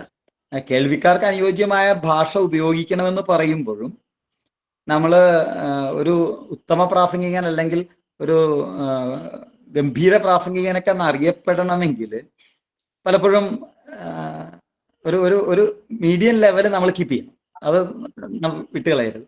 ഇപ്പൊ ഞാനൊരു ഉദാഹരണം പറയും. ഇപ്പൊ അച്യുതാനന്ദൻ സാധാരണ തൊഴിലാളികളുടെ, നമ്മുടെ മുഖ്യമന്ത്രിയായിരുന്ന അച്യുതാനന്ദൻ കേട്ടോ, തൊഴിലാളികളുടെ ഭാഷയിൽ അവരോട് സംസാരിച്ച് ശീലിച്ച ആ ഒരു രീതി അദ്ദേഹം മുഖ്യമന്ത്രി ആയി കഴിഞ്ഞപ്പോഴും അതേ ശൈലി തന്നെ പ്രയോഗിച്ചു. അദ്ദേഹത്തിന്റെ പ്രഭാഷണങ്ങൾ കേൾക്കാനായിട്ട് ആൾക്കാരുടെ കൂട്ടം ഉണ്ടാവുമായിരുന്നു. ആൾക്കാർ ഓടിക്കൂടും. പക്ഷെ അദ്ദേഹം ഒരു വലിയ പ്രാസംഗികൻ എന്ന് പേര് കേട്ടിട്ടില്ല. അതേസമയം EMS അങ്ങനെ ആയിരുന്നില്ല. അദ്ദേഹം നല്ലൊരു ശൈലി, അതിന്റെ പരന്ന വായനയും അദ്ദേഹത്തിന്റെ പാണ്ഡിത്യമൊക്കെ അതിന് കാരണം. അപ്പോൾ അദ്ദേഹം തൊഴിലാളികളെയും അതേപോലെ തന്നെ എല്ലാ തലത്തിലുള്ള ആകർഷിച്ചു. EMSഉം പ്രസംഗിക്കുമ്പോൾ ഇഷ്ടംപോലെ ആൾക്കാർ എത്തിച്ചേരുമായിരുന്നു. രണ്ടുപേരുടെയും പ്രസംഗം ഞാൻ കേട്ടിട്ടുണ്ട്. അപ്പോൾ അതിലൊരു വ്യത്യാസം ഇതാ, EMS ഒരു പദവിയിലിരുന്ന് പ്രസംഗിക്കാൻ പറ്റിയ രീതിയിൽ. പക്ഷെ അച്യുതാനന്ദൻ ആ പദവിയിലേക്ക് വരുമ്പോൾ ആ പദവിയിൽ യോജിക്കാത്ത രീതിയിലായിരുന്നു പലപ്പോഴും അദ്ദേഹത്തിന്റെ ശൈലിയും പ്രസംഗമൊക്കെ പോകും. അപ്പോൾ ഇതാണ് ഞാൻ പറഞ്ഞത്, നമ്മൾ ഭാഷ ഉപയോഗിക്കുമ്പോൾ കേൾവിക്കാര് ഒരു പക്ഷേ ചില സമയത്ത് ഏറ്റവും താഴ്ന്ന തട്ടിലുള്ളവരായിരിക്കാം, ചില സമയത്ത് ഉയർന്ന തട്ടിലുള്ളവരായിരിക്കാം. പക്ഷെ അവിടെയൊക്കെ നമ്മളൊരു മീഡിയം ഭാഷ ഉപയോഗിക്കുന്നതായിരിക്കും നല്ലത്. കാരണം കേൾവിക്കാരുടെ ഭാഷ ഇതാണെന്നും പറഞ്ഞാൽ അവർ താഴ്ന്ന ശൈലിയിലേക്ക് നമ്മൾ പോകുമ്പോൾ ആ കേൾവിക്കാരിൽ ഒരു മാറ്റം ഉണ്ടാകാൻ, അവരുടെ ഒരു മാറ്റം ഉണ്ടാകാൻ സാധ്യതയില്ല. അപ്പോൾ അതുകൊണ്ട് കേൾവിക്കാർക്ക് അനുയോജ്യമായ ഭാഷ ഉപയോഗിക്കണമെന്ന് പറയുമ്പോൾ അത് മോശമായ ഭാഷയിലേക്ക് പോകരുത്. അത് ഏറ്റവും പ്രത്യേകിച്ച് ചില ശൈലികളൊക്കെ ഞാനിപ്പോൾ പറയാൻ കാരണം, ചില സമയത്ത് ചിലവരുടെ ശൈലികളൊക്കെ നമ്മളൊരു തറ ലെവൽ എന്ന് പറയുന്ന രീതിയിൽ രാഷ്ട്രീയക്കാരാണ്, ആ ലെവലിലേക്ക് ആൾക്കാരെ പ്രീതിപ്പെടുത്താൻ വേണ്ടിയാണ്, ആൾക്കാരെ പ്രീണിപ്പിക്കാൻ വേണ്ടി പറയുന്ന വാക്കാ. എനിക്ക് തോന്നുന്നു മണിയാശാൻ എന്നൊക്കെ പറയുന്ന ഇടുക്കിയിലെ, ഞാൻ സോറി കേട്ടോ, ഞാൻ ഈ പറയുന്നതൊക്കെ ഉദാഹരണത്തിന് വേണ്ടിയാണ് പറയുന്നത്. ഒരു രാഷ്ട്രീയക്കാരൻ മണിയാശാൻ, നിങ്ങൾക്കറിയാലോ, അദ്ദേഹത്തിന്റെ ശൈലി പലപ്പോഴും വളരെ മോശമായി പോകുന്നതായിട്ട് കാണുന്നതാണ്. അപ്പോൾ പ്രസംഗത്തിൽ ശ്രദ്ധിക്കേണ്ട ഒരു കാര്യം, ജനങ്ങളെ ആകർഷിക്കാൻ വേണ്ടിയിട്ട് എന്തും ഉപയോഗിക്കാം എന്നാകരുത്. ഒരു മാന്യമായ ലെവല് നമ്മളെപ്പോഴും നമ്മുടെ കയ്യിൽ ഉണ്ടാകണം. അപ്പൊ കേൾവിക്കാർക്ക് അനുയോജ്യമായ ഭാഷ ഉപയോഗിക്കുക എന്ന് പറയുമ്പോൾ കേൾവിക്കാരുടെ ലെവലിലേക്ക് നമ്മൾ താന്നു പോകരുത്, നമ്മളുടെ ലെവലിലേക്ക് അയാളെ ഉയർത്തിക്കൊണ്ട് വരണം. നമ്മുടെ ലെവൽ ഒരിത്തിരി ഉയർന്നു നിൽക്കണം, അതിനകത്തേക്ക് അവർ ഉയർത്തിക്കൊണ്ടുവരാൻ നമുക്ക് സാധിക്കും. അതിനാണ് അച്ഛൻ നേരത്തെ പറഞ്ഞ മൂന്നാമത് പറഞ്ഞ ഭാഷാപ്രയോഗങ്ങൾ ലളിതവും ശുദ്ധവും എന്ന് പറഞ്ഞില്ലേ, അത് വളരെ മനോഹരമായ ഒരു പോയിന്റാണ്. ഈ ഭാഷാപ്രയോഗങ്ങൾ ലളിതവും ശുദ്ധമായി കഴിയുമ്പോൾ സ്വാഭാവികമായിട്ടും നമുക്കൊരു ലെവൽ വിട്ട് താഴേക്ക് പോകാൻ പറ്റില്ല. നമ്മൾക്ക് ആ ലെവലിൽ നിന്നുകൊണ്ടേ അത് പറയാൻ പറ്റും, അതിന് താഴേക്ക് പോകാൻ പറ്റില്ല. ഞാൻ ഓർക്കുന്നുണ്ട്, വളരെ ഞാൻ ആളുടെ പേര് പറയുന്നില്ല, വളരെ പ്രസിദ്ധനായ ഒരു സാഹിത്യകാരനാണ്, നാടകകൃത്താണ് അദ്ദേഹം. നല്ല പ്രാസംഗികനാണ്, നല്ല പ്രാസംഗികൻ. ഒരിക്കലും ഞങ്ങളുടെ കോളേജിൽ വന്ന് ഗംഭീരമായ പ്രസംഗം, എല്ലാവരും കോരിത്തിരിച്ചിരിക്കുക, പ്രകൃതിയെ പറ്റിയും പ്രകൃതി മലിനീകരണത്തെ പറ്റിയൊക്കെയാണ് അദ്ദേഹം പറഞ്ഞത്. അപ്പൊ അദ്ദേഹം നല്ല ആവേശത്തിലാണ്, ആവേശത്തിന്റെ ഉച്ചകോടിയിൽ, അതായത് ഈ കള്ള് ചെത്താൻ കയറുന്ന ആള് തെങ്ങിന്റെ മുകളിൽ കയറി കള്ള് ചെത്തി അതിനകത്ത് ഇറക്കിക്കൊണ്ട് വരുന്നതിന് മുമ്പ് അവൻ വിഷം അതിനകത്ത് കലർപ്പ് ഉണ്ടാക്കും എന്ന് പറയുന്ന സമയത്ത് പെട്ടെന്ന് അദ്ദേഹത്തിന്റെ വായിന്ന് ഒരു തെറിവാക്ക് വന്നു. ആ മനുഷ്യനോടുള്ള ദേഷ്യമാണ്, വിഷം കലർത്തുന്ന മനുഷ്യനുള്ള ദേഷ്യം പ്രകടിപ്പിക്കാൻ വേണ്ടി എന്ന് പറഞ്ഞുകൊണ്ട് ഒരു വാക്ക് തെറിവാക്ക വന്നു പെട്ടെന്ന്, വളരെ പെട്ടെന്ന്. ആ വാക്ക് വന്നതിന് ശേഷം പിന്നെ ഈ പ്രാസംഗികന് ഒരു അടി മുന്നോട്ട് വെക്കാൻ പറ്റില്ല. കാരണം വേദിയിലിരുന്ന് ഞങ്ങളൊക്കെ ഒന്നും ഞെട്ടി, അച്ഛനും ഞെട്ടി, മാനേജർ അച്ഛനടക്കം ഒന്നും ഞെട്ടി. മാനേജർ അച്ഛൻ നല്ലൊരു പ്രാസംഗികനാണ്, പക്ഷെ ഈ ജ്വലിച്ചു നിന്നിരുന്ന കത്തിജ്വലിച്ച് വന്നൊരു പ്രസംഗമാണ്. പക്ഷെ ആ പ്രസംഗത്തിൽ ഈ വാക്ക് വന്നതിന് ശേഷം അദ്ദേഹം പറഞ്ഞു കഴിഞ്ഞിട്ട് അദ്ദേഹത്തിന് അബദ്ധം പറ്റി എന്ന് മനസ്സിലായത്. പിന്നെ അദ്ദേഹം അത് ഈ സ്ലിപ്പ് ഓഫ് ടങ് എന്ന് പറയുന്ന വാക്കുമായിട്ട് ചേർന്ന് വരുന്നതാണോ? അതെ, അത് തന്നെ. അപ്പൊ അത് വളരെ ശ്രദ്ധിക്കേണ്ട ഒരു കാര്യം. നമ്മൾ ആവേശം വരുമ്പോ എപ്പോഴും നമ്മളൊരു ലെവല് കീപ്പ് ചെയ്യാൻ നമുക്ക് സാധിക്കണം. ഭാഷാപ്രയോഗം ഒരിക്കലും താഴേക്ക് പോകരുത്, ലെവലിൽ താഴേക്ക് പോകരുത്. അങ്ങനെ നമ്മൾ ഒരിക്കലും ഒരു സ്ഥലത്തും തമാശയ്ക്ക് പോലും പ്രസംഗിക്കുമ്പോൾ അപ്രകാരമുള്ള മോശമായ വാക്കുകളോ ഒന്നും നമ്മുടെ ഭാഷത്തിൽ വരാൻ പാടില്ല. അതെപ്പോഴും ശ്രദ്ധിക്കണം, പ്രത്യേകിച്ച് നമ്മൾ ഈ ഗ്രൂപ്പിലുള്ളവർ. കാരണം നമ്മളൊരു മതപരമായ ഒരു പശ്ചാത്തലം നമുക്കുള്ളതാണ്. അപ്പൊ നമ്മുടെ പ്രസംഗത്തിൽ എപ്പോഴും ഒരു ലെവല്, അതെത്ര തീവ്രമായ കാര്യം നമ്മൾ പറയുന്ന കാര്യം സാഹചര്യങ്ങൾക്കൊത്ത് വളരെ തീവ്രമായിരിക്കാം ചിലപ്പോൾ. പ്രത്യേകിച്ച് രാഷ്ട്രീയ പ്രേരിതമായ കാര്യങ്ങളൊക്കെ പറയുമ്പോൾ മുനമ്പത്ത് നടക്കുന്ന പ്രശ്നങ്ങളൊക്കെ നമ്മൾ ചിലപ്പോൾ പറഞ്ഞു വരുമ്പോൾ തീവ്രതയൊക്കെ കൂടിയൊന്നിരിക്കും. എത്ര തീവ്രത കൂടിയാലും ചീത്ത വാക്കുകളോ മോശം വാക്കുകളോ പ്രയോഗിക്കരുത്. അത് കേൾവിക്കാരെ നശിപ്പിക്കും, നമ്മുടെ അതുവരെയുള്ള പ്രസംഗത്തിന്റെ സർവ്വ തേജസ്. അതുകൊണ്ട് ഭാഷാപ്രയോഗങ്ങൾ ലളിതവും ശുദ്ധവും ആയിരിക്കണം എന്ന് പറയുമ്പോൾ അത് നമ്മൾ ശീലിക്കണം. പറയാൻ എന്താണ് ഞാൻ പറയുന്നത്, എന്താണ് എൻ്റെ നാവിൽ നിന്ന് വരുന്നത്, അതൊന്ന് പ്രത്യേകം ശ്രദ്ധിച്ചില്ലെങ്കിൽ ആ പ്രഭാഷണത്തിന്റെ സകലത് നഷ്ടപ്പെടും. ഞാനിപ്പോഴും ഓർമ്മ, എനിക്ക് ശരിക്കും സങ്കടം വന്നു. കാരണം ഞാനാണ് അദ്ദേഹത്തെ വിളിച്ചത്. അദ്ദേഹം ശരിക്ക് വേർത്ത് കുളിച്ചു വന്ന് അച്ഛൻ്റെ അടുത്ത് വന്നിരുന്നിട്ട് മാനേജറിനോട് പറഞ്ഞു, സോറി അച്ഛൻ എന്ന് പറഞ്ഞു. അപ്പോൾ ഞാൻ അദ്ദേഹത്തിനെ ആയിരിക്കാൻ വേണ്ടി ഞാൻ അദ്ദേഹത്തോട് പറഞ്ഞു, സാരില്ല, താങ്കളുടെ ആവേശം എല്ലാവർക്കും മനസ്സിലായി, താങ്കൾ എത്രമാത്രം അതിനകത്ത് ഇൻവോൾവ് ആണ്. അപ്പോൾ ആ ഭാഷാപ്രയോഗങ്ങൾ ലളിതവും ശുദ്ധവുമായിരിക്കണമെന്ന് പറഞ്ഞത് വളരെ നമ്മൾ ശ്രദ്ധിക്കേണ്ടതാണ്. പ്രചോദനാത്മകമായ ശൈലികൾ പ്രയോഗിക്കണം. ഞാൻ ഓർത്ത് പെട്ടെന്ന് ഇതാണ് നമ്മുടെ വിവേകാനന്ദന്റെ ഉത്തിഷ്ഠത ജാഗ്രത എന്ന് പറയുന്ന അദ്ദേഹം പ്രയോഗിച്ച ഒരു ശൈലി. ആ വാക്ക് പിന്നീട് അത് പ്രസിദ്ധമായി, അത് അദ്ദേഹത്തിന്റെ അനുയായികൾക്കൊക്കെ അത് വലിയ പ്രചോദനമായിരുന്നു. ഇപ്പൊ ചില വാക്കുകൾ, ചില പ്രയോഗങ്ങൾ അത് ജനങ്ങളിലേക്ക് ആഴത്തിൽ പ്രവേശിക്കും, അവരെ കാലങ്ങളോളം അത് ഓർത്തിരിക്കാനായിട്ട്. അപ്പൊ അങ്ങനെയുള്ള ശൈലികൾ നമ്മൾ സ്വായത്തമാക്കി വെക്കുന്നത് നല്ലതാണ്. പദസമ്പത്തിന് ഉടമയായിരിക്കണമെന്ന് അച്ഛൻ അഞ്ചാമതായിട്ട് പറഞ്ഞ പോയിന്റ് അതാണ്. നല്ല പദസമ്പത്ത് നമുക്കുണ്ടാകണം. വാരിധി തന്നിൽ തിരമാലകൾ എന്ന പോലെ പദാവലി വരണം. അത് വെറുതെ വരില്ല. വാരിധി തന്നിൽ തിരമാലകൾ എന്ന പോലെ പദാവലി നമ്മൾ കാണാപ്പാടം പഠിച്ചിട്ട് വരുന്ന സാധനമല്ല. സുമാർ അഴീക്കോടിന് അപ്രകാരം പദാവലി വന്നുവെങ്കിൽ അത് അദ്ദേഹം കുട്ടിക്കാലം മുതലേ സ്വായത്തമാക്കിയതാണ്. അത് വായിക്കുന്നത് നമ്മൾ പത്രമായാലും എന്തായാലും നമ്മൾ വായിക്കുന്നത്. ഇപ്പൊ ചില വാക്കുകളുടെയൊക്കെ അർത്ഥമൊന്നും നമുക്ക് അറിയില്ല. ഇപ്പൊ റദ്ദാക്കുക എന്നൊരു വാക്ക് നമ്മൾ പത്രത്തിൽ കണ്ടിട്ടുണ്ടാവും. ആരെങ്കിലും അത് ഡിക്ഷണറി എടുത്ത് ഇതെന്താണ് അതിന്റെ അർത്ഥമെന്നോ ഒന്നും ചിന്തിക്കില്ല. അപ്പൊ അതുപോലെ നമ്മൾ എന്തെങ്കിലുമൊക്കെ വായിച്ചു പോകുമ്പോൾ അതിനകത്ത് ഏതെങ്കിലും ഒരു വാക്കിന്റെ അർത്ഥം നമ്മൾ സാഹചര്യവുമായി ബന്ധപ്പെട്ട് മനസ്സിലാക്കി പോവാം, അത് ശരിയായിരിക്കാം. അതിനപ്പുറം ഒരു പ്രാസംഗികൻ, നല്ല പ്രാസംഗികൻ ആ വാക്കിന് എന്തൊക്കെ വ്യത്യസ്ത അർത്ഥങ്ങളുണ്ടെന്ന് ഒന്ന് കരുതിയിരിക്കും. അതുകൊണ്ട് നല്ല പ്രാസംഗികനാകാൻ ആഗ്രഹിക്കുന്നവർ ശബ്ദധാരാവലിയോ ഏതെങ്കിലും ഒരു, ഞാൻ ശബ്ദധാരാവലി എന്നേ പറയുള്ളൂ, ശബ്ദധാരാവലി ഏതെങ്കിലും ഒരു ഡിക്ഷണറി കയ്യിൽ കരുതുന്നത് നല്ലതാണ്.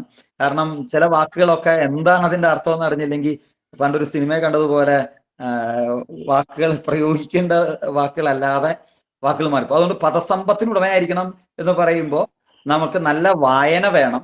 നമ്മൾ വായിക്കുന്നതിന്റെ അർത്ഥം, അല്ലെങ്കിൽ നമ്മൾ ഒരു പുതിയ പദം കേട്ടാൽ ആ കേട്ട പദത്തിന്റെ അർത്ഥം എന്താണെന്ന് നമ്മളൊന്ന് അറിയണം. സാഹചര്യം കൊണ്ട് നമുക്കത് മനസ്സിലാക്കാൻ സാധിക്കും. അതിനപ്പുറം ഒരു നല്ല പ്രാസംഗികനാകാൻ ആഗ്രഹിക്കുന്ന ആള് അതിന്റെ അർത്ഥം കണ്ടെത്താൻ സാധിക്കും. പിന്നെ ഉച്ചാരണം, അതാണ് നേരത്തെ ഞാൻ പറഞ്ഞത്, ഏറ്റവും ആദ്യം ഞാനത് പറഞ്ഞത്. ഉച്ചാരണം വളരെ ശ്രദ്ധിക്കേണ്ട. മലയാള ഭാഷയിൽ 51 അക്ഷരങ്ങൾ എന്ന് വ്യാപകമായിട്ട് സ്വാഭാവികമായിട്ട് നമ്മൾ പറയുന്നതാണ്. പഴയ കാലം തൊട്ടേ നമ്മൾ പറയുന്ന ഒന്നാണ് 51 അക്ഷരം. പലരും തർക്കമുണ്ട്, 56 പറയുന്നുണ്ട്, 49 മതി എന്ന് പറയുന്നുണ്ട്. അതൊക്കെ നോട്ടെ, 51 അക്ഷരങ്ങൾ എന്നാ പറയാം. ഇത് നമുക്കൊരു പ്രത്യേകതയുണ്ട്. നമ്മൾ എഴുതുന്നത് പോലെ വായിക്കുകയും പറയുന്നത് പോലെ എഴുതുകയും ചെയ്യുന്നതാണ് നമ്മുടെ ഭാഷ. അവിടെ നമ്മുടെ ഭാഷയിലെ ഓരോ വാക്കുകളും എങ്ങനെയാണ് ഉച്ചരിക്കുന്നതെന്ന് നമുക്ക് വ്യക്തമായിട്ട് അറിയണം. ഇത് പലപ്പോഴും നമ്മൾ പഠിക്കാതെ പോകുന്നുണ്ട്. ഇപ്പോ നമ്മൾ അക്ഷരമാല പഠിക്കുമ്പോൾ കായ്ക്ക കായ്ക്ക, ചായച്ച ചായച്ചെണ്ണ, തായറ്റ തായറ്റെണ്ണ, തായത്ത തായത്ത, പായ്പ പായ്പ എന്ന് പറഞ്ഞാൽ പോണത്. അങ്ങനെയല്ല.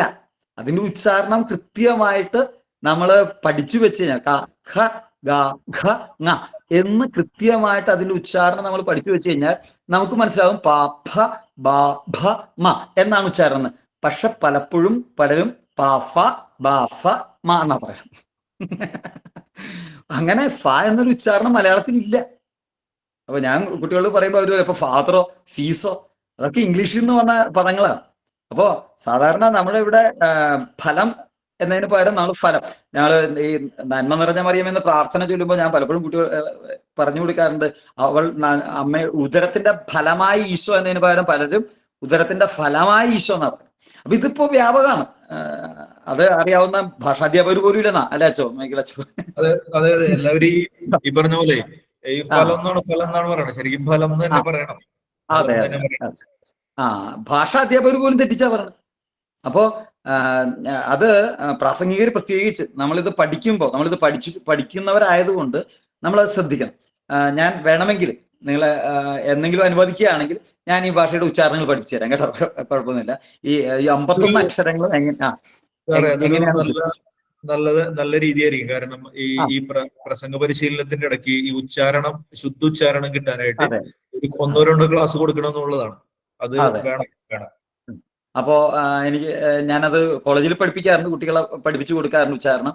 അത് അവരുടെ സിലബസിന്റെ ഭാഗമല്ല, പക്ഷെ എനിക്ക് അവരുടെ ഉച്ചാരണം കേട്ട് വിഷമം തോന്നിയിട്ട് ഞാൻ ആദ്യം ചെയ്യുന്നത് അതാണ്. അവരെ 51 അക്ഷരങ്ങൾ എങ്ങനെ ഉച്ചരിക്കുന്നതെന്നും അത് എവിടെ നിന്നാണ് ആ ഉച്ചാരണങ്ങൾ, വായിൽ എവിടെ നിന്നാണ് ആ ഉച്ചാരണങ്ങൾ പുറപ്പെടുന്നതെന്നും ഒക്കെ അവരൊന്ന് പറഞ്ഞു കൊടുക്കാറുണ്ട്. അപ്പോൾ അച്ഛൻ ആ 6ാമത്തെ പോയിന്റായിട്ട് പറഞ്ഞ ഉച്ചാരണം വളരെ പ്രധാനപ്പെട്ടതാണ്.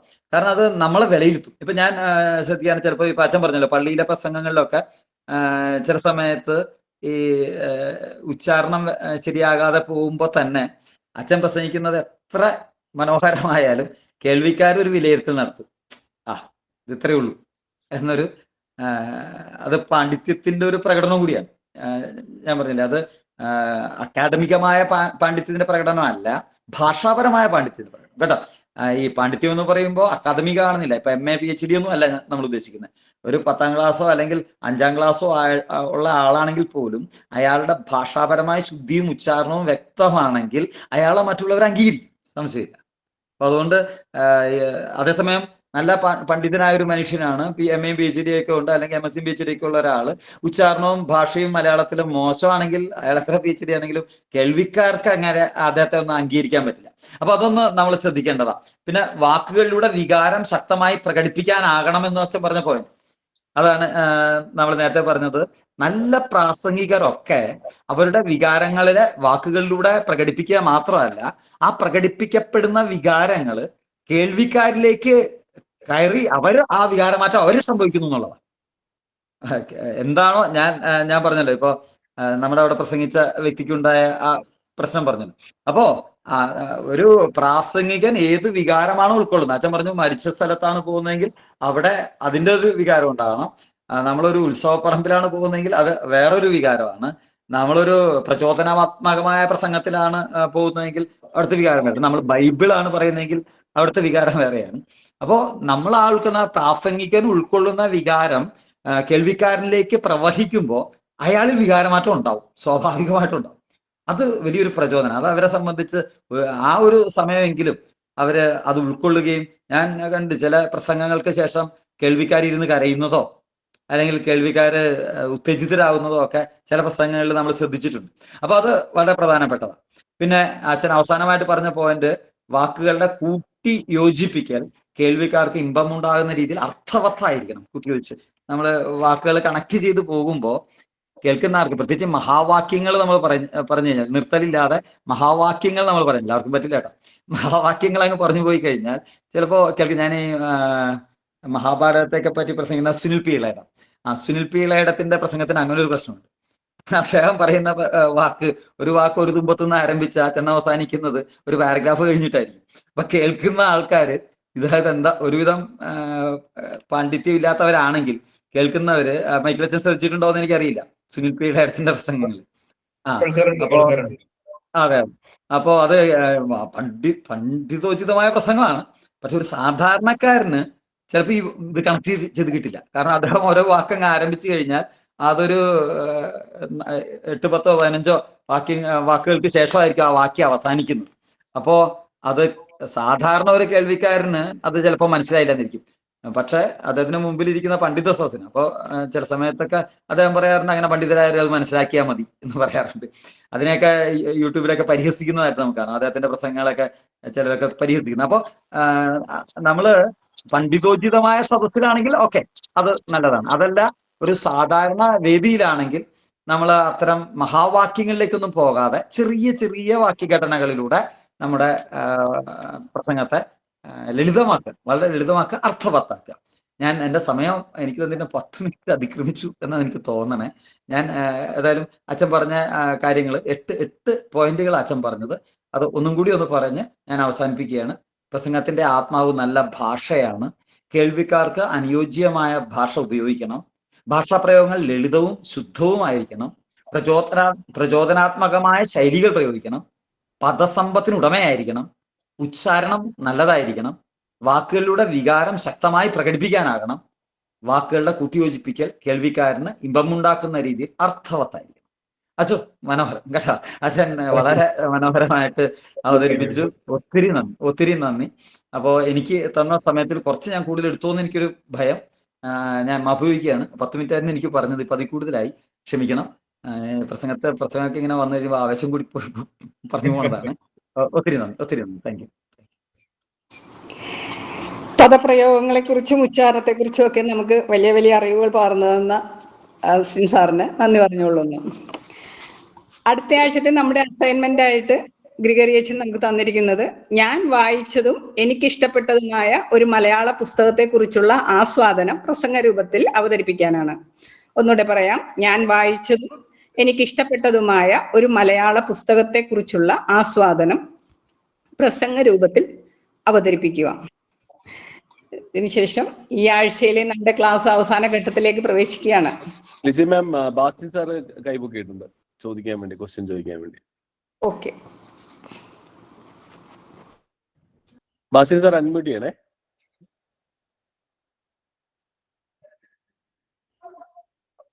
Bastin Alex sir. ഹലോ എല്ലാവർക്കും നമസ്കാരം.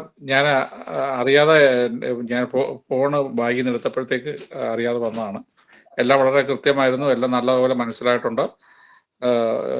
ബൈ മിസ്റ്റേക്കിൽ ഹാൻഡ് റൈസ് ആയതാണ്. Okay sir, thank you. Lissy ma'am, over to you. Unmute ചെയ്തിട്ടില്ല. ലിസി മാം അൺമ്യൂട്ട് ചെയ്തിട്ടില്ല. ഓക്കെ, ഈ ആഴ്ചയിലെ നമ്മുടെ ക്ലാസ് അവസാന ഘട്ടത്തിലേക്ക് പ്രവേശിക്കുകയാണ്. എല്ലാവർക്കും നന്ദി പറയുന്നതിനായിട്ട് ഞങ്ങളുടെ ഗ്രൂപ്പിലെ മുതിർന്ന അംഗമായ ഫ്രാൻസിസ് മരിയൻ ചേട്ടനെ ക്ഷണിക്കുകയാണ്. എല്ലാവർക്കും സ്തുതിയായിരിക്കട്ടെ. ആദ്യമായി ഞാൻ നന്ദി പറയാൻ ആഗ്രഹിക്കുന്ന ദൈവത്തിനാണ്. കാര്യം ദൈവമാണ് നമ്മളെ ഇവിടെ ഒരുമിച്ച് കൂട്ടിയത്.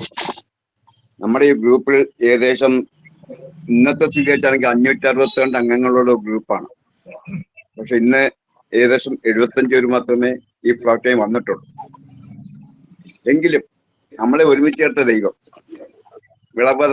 വിളവ് അധികം വിലക്കറി ചുരുക്കമെന്ന് പറഞ്ഞു വിളവിനെ നമ്മൾ പ്രാർത്ഥിക്കണം. അതെ, നമ്മളെ ദൈവം വിളിച്ചത് ആ വിശാലമായ വയലിലെ നല്ല ജോലിക്കാരായിട്ടാണ്. അതിന് നമ്മളെ വിളിച്ച ദൈവത്തിന് ആദ്യമായി നന്ദി പറയുന്നു. പിന്നെ ഇത്ര നാളും ഈ കഴിഞ്ഞ ആഴ്ചയുടെ നമ്മുടെ ഒപ്പം ഉണ്ടായിരുന്ന ഗിരിയച്ഛനായിരുന്നു നമ്മളുടെ തുടക്കം തൊട്ടുള്ള കഴിഞ്ഞ ആഴ്ചയുടെ ക്ലാസ് നമ്മളെ നയിച്ചതും നമ്മളെ സംശയങ്ങൾക്ക് നിവാരണം നൽകിയും നമ്മൾ ഇതൊരു മുന്നോട്ട് നയിച്ച ഗിരിയച്ഛനാണ്. ഒരു അച്ഛനെ സംബന്ധിച്ച് ധാരാളം ചുമതലകളും ധാരാളം ജോലികളും കാണും. എങ്കിലും ആ ജോലികളെ മാറ്റി വെച്ചുകൊണ്ട് ആ തിരക്കിനിടയിലും നമുക്ക് വേണ്ടി നമ്മളെ നയിക്കാൻ വേണ്ടി ക്ലാസ്സുകൾ നൽകി നമ്മുടെ സംശയങ്ങൾ നിവാരണം നൽകി നമ്മളെ നയിച്ചുകൊണ്ടിരിക്കുന്നത് ആ ഗിരിയച്ഛന് ഞാൻ നിങ്ങളുടെ എല്ലാവരുടെയും പേരിൽ ദൈവനാമത്തിൽ നന്ദി പറയുന്നു. ഇന്ന് നമുക്ക് ക്ലാസ് നയിച്ച നമ്മുടെ സ്നേഹബഹുമാനപ്പെട്ട രൂപേഷ് അച്ഛനാണ്. ഇവിടെ പറഞ്ഞിട്ടുണ്ട് അച്ഛൻ ഒരു മലയാള ഗവേഷക വിദ്യാർത്ഥിയാണ്, നല്ലൊരു വാഗ്മിയാണ്. അത് നമുക്ക് ഇന്നത്തെ അച്ഛന്റെ ക്ലാസ് നമുക്ക് മനസ്സിലായി. അച്ഛന്റെ ക്ലാസ്സിൽ അച്ഛൻ 8 പോയിന്റ് പങ്കുവെച്ചു. പക്ഷെ അതിൽ എനിക്ക് ഏറ്റവും പ്രധാനമായി തോന്നിയതാണ്, നമ്മൾ ഏത് വേദിയിലാണോ ആ വേദിയെ മനസ്സിലാക്കി, അത് ഓഡിയൻസിനെ മനസ്സിലാക്കി നമ്മുടെ ഭാഷ ഉപയോഗിക്കണം, നമ്മുടെ സ്റ്റൈൽ ഉപയോഗിക്കണം. അത് അച്ഛൻ 8 പോയിന്റും 1 മിച്ചമാണ്. പക്ഷെ എനിക്ക് ഏറ്റവും തോന്നിയാണ് കേൾവിക്കാരെ മനസ്സിലാക്കി അവർക്ക് മനസ്സിലാകുന്ന ഭാഷ സംസാരിക്കുന്നത്. അങ്ങനെ എല്ലാ പോയിന്റും അച്ഛൻ വ്യക്തമായി നമ്മുടെ സംശയങ്ങൾക്ക് അച്ഛൻ നിവാരണം നൽകി.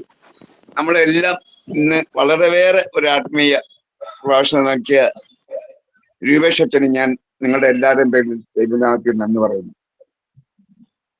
അടുത്ത ഞാൻ നന്ദി പറയുന്നത് നമ്മുടെ അഭിലാഷ് ഗരിയ അച്ഛനാണ്. അഭിലാഷ് ഗരിയ അച്ഛൻ എന്റെ ഇടവാങ്ങയാണ്. അച്ഛൻ ഇപ്പോൾ ഇവിടുത്തെ ഫാത്തിമ നാഷണലിന്റെ മാനേജറും കൂടിയാണ്. അച്ഛൻ ഇപ്പോൾ നമ്മുടെ ഗ്രൂപ്പിൽ ഇല്ലെങ്കിലും അച്ഛന് ഞാൻ നിങ്ങളുടെ എല്ലാ വിജയത്തിനും നന്ദി പറയുന്നു. പിന്നെ നന്ദി പറയുന്നത് നമ്മൾ ഈ ഇന്നത്തെ ക്ലാസ് ക്രോഡീകരിച്ചത് നമ്മുടെ ഡോക്ടർ അഗസ്റ്റിനാണ്. വളരെയേറെ അച്ഛൻ പറഞ്ഞ കാര്യങ്ങൾ കുറച്ചുകൂടി കുറച്ചുകൂടി വ്യക്തതയോടെയാണ് അദ്ദേഹം നമുക്ക് പറഞ്ഞു തന്നത്. സമയത്തിന്റെ കുറവുമില്ല, ഞാൻ കൂടുതൽ ദീർഘിപ്പിക്കുന്നില്ല. അതുകൊണ്ട് അദ്ദേഹത്തിന് ഞാൻ നിങ്ങളുടെ എല്ലാവരും പേര് ദൈവനാമത്തിൽ നന്ദി പറയുന്നു. പിന്നെ നമ്മുടെ എല്ലാ കോർഡിനേഷൻസും ആനിമേഷനും ഏറെ പ്രത്യേകിച്ച് നമ്മുടെ ജെയ്സൺ സഹോദരനും അദ്ദേഹം എത്രമാത്രം കഠിനപ്രയത്നം നടത്തുന്നത് നമുക്ക് എല്ലാവർക്കും അറിയാം. എല്ലാ കോർഡിനേഷനും ആനിമേഷൻ കഠിനപ്രയത്നം ചെയ്യുന്നുണ്ട്. പക്ഷെ എന്നാലും അദ്ദേഹത്തിന് കുറച്ച് ഉത്തരം കൂടുതലാണ്. അദ്ദേഹത്തിന്റെ സമയം നമുക്ക് വേണ്ടി കണ്ടെത്തി നമ്മളെ നയിക്കുന്ന അദ്ദേഹത്തിന് ഞാൻ നിങ്ങളുടെ എല്ലാവരുടെയും പേരിൽ നന്ദി പറയുന്നു. പിന്നെ നമുക്ക് നന്ദി പറയാനുള്ളത് നമ്മുടെ MCI ഇന്ന് പ്രവർത്തിച്ച നമ്മുടെ ഡിസി കൊച്ചുത്രസ്യ സഹോദരിക്കാണ്. വളരെ ഭംഗിയായി കാര്യങ്ങൾ അവതരിപ്പിച്ചെന്നുള്ള ഒരു ഇടർച്ചയില്ലാതെ ഒരു സംശയത്തിന് ഇതുവെക്കാതെ വളരെ ഭംഗിയായി ആ MC ഉത്തരവാദിത്തം സഹോദരി നിർവഹിച്ചു. ആ സഹോദരിക്കും ഞാൻ നിങ്ങളുടെ എല്ലാവരും പേര് ദൈവനാമത്തിൽ എന്ന് പറയുന്നു. അതുപോലെ തന്നെ പ്രാരംഭ പ്രാർത്ഥന നടത്തിയ നമ്മുടെ ഗൊറേറ്റ് സഹോദരി, സ്വാഗതം ആശംസിച്ച നമ്മുടെ മെമിത സഹോദരി, അതുപോലെ ഇനി സമാപന പ്രാർത്ഥന നേതൃത്വം നൽകാൻ പോകുന്ന ചാർലി സഹോദരനും എല്ലാവർക്കും ഞങ്ങളുടെ ഗ്രൂപ്പിന്റെ കോർഡിനേറ്റർ നമ്മുടെ ഡോക്ടർ ബിജു, അദ്ദേഹം എത്രമാത്രം തിരക്കാണെന്ന് അറിയാം. അദ്ദേഹം രാവിലെ തിരുവനന്തപുരത്ത് പോയിട്ട് തിരിച്ചപ്പോ വീട്ടിൽ വന്നു കാണുമെന്ന് എനിക്കറിയത്തില്ല, യാത്രയിലാക്കി ചിലപ്പോ. ഇവരെല്ലാം എത്രമാത്രം നമുക്ക് വേണ്ടി സമയം കണ്ടെത്തുന്നുള്ളൂ. അതൊക്കെ ഓർക്കുമ്പം ഇവരെല്ലാം നമുക്ക് എത്രമാത്രം ദൈവത്തിന് പാറമേൽപ്പിക്കുന്ന അവർക്ക് നമുക്ക് പ്രത്യേകം പ്രാർത്ഥിക്കണം. ഈ കോർഡിനേറ്റേഴ്സും സിസ്റ്റേഴ്സ് ആനിമേറ്റർമാർക്കെല്ലാം നമുക്ക് പ്രത്യേകം പ്രാർത്ഥിക്കണം. എല്ലാവർക്കും ദൈവനാമത്തിൽ നന്ദി പറഞ്ഞുകൊണ്ട് നിർത്തുന്നു. നന്ദി, നമസ്കാരം. ഈ സെഷനിലൂടെ സിസ്റ്റർ ആശയെ വിട്ടുപോയി. സോറി. സിസ്റ്റർ ആശ ഞങ്ങളുടെ ഗ്രൂപ്പിലെ എല്ലാ അസൈൻമെന്റും സിസ്റ്റം കാണുന്നുണ്ട്, ഞങ്ങളെ പ്രോത്സാഹിപ്പിക്കുന്നുണ്ട്, ഞങ്ങൾക്ക് വേണ്ട നിർദ്ദേശം തരുന്നുണ്ട്. ആ നിർദ്ദേശങ്ങളെല്ലാം ഞങ്ങൾക്ക് ഭാവിക്ക് ഉതകുന്ന വിധത്തിലാണ്. ഒരിക്കലും എന്തെങ്കിലും തെറ്റുകൾ അത് ചൂണ്ടിക്കാട്ടുന്ന ഒരിക്കലും അത് നശിപ്പിക്കാൻ വേണ്ടിയല്ല, വളരെ എന്താണെന്ന് ആ തിരുത്തിക്കൊണ്ട് ഞങ്ങളെ മുന്നോട്ട് സിസ്റ്റർ ആശയ്ക്കും മറ്റുള്ള എല്ലാ സിസ്റ്റേഴ്സിനും ദൈവം നന്ദി പറയുന്നു. ഓക്കെ, ഈ സെഷനിലൂടെ നമുക്ക് പറഞ്ഞു കിട്ടിയ വിലപ്പെട്ട ഓരോ അറിവുകൾക്കും ദൈവത്തിന് നന്ദി പറഞ്ഞുകൊണ്ട് സമാപന പ്രാർത്ഥനയ്ക്കായി ചാർലി സാറിനെ ക്ഷണിക്കുന്നു. സാറേ മ്യൂട്ടാണ്. ചാർലി സാറേ മ്യൂട്ടാണ്. യെസ്. ബഹുമാനപ്പെട്ട പ്രവേശ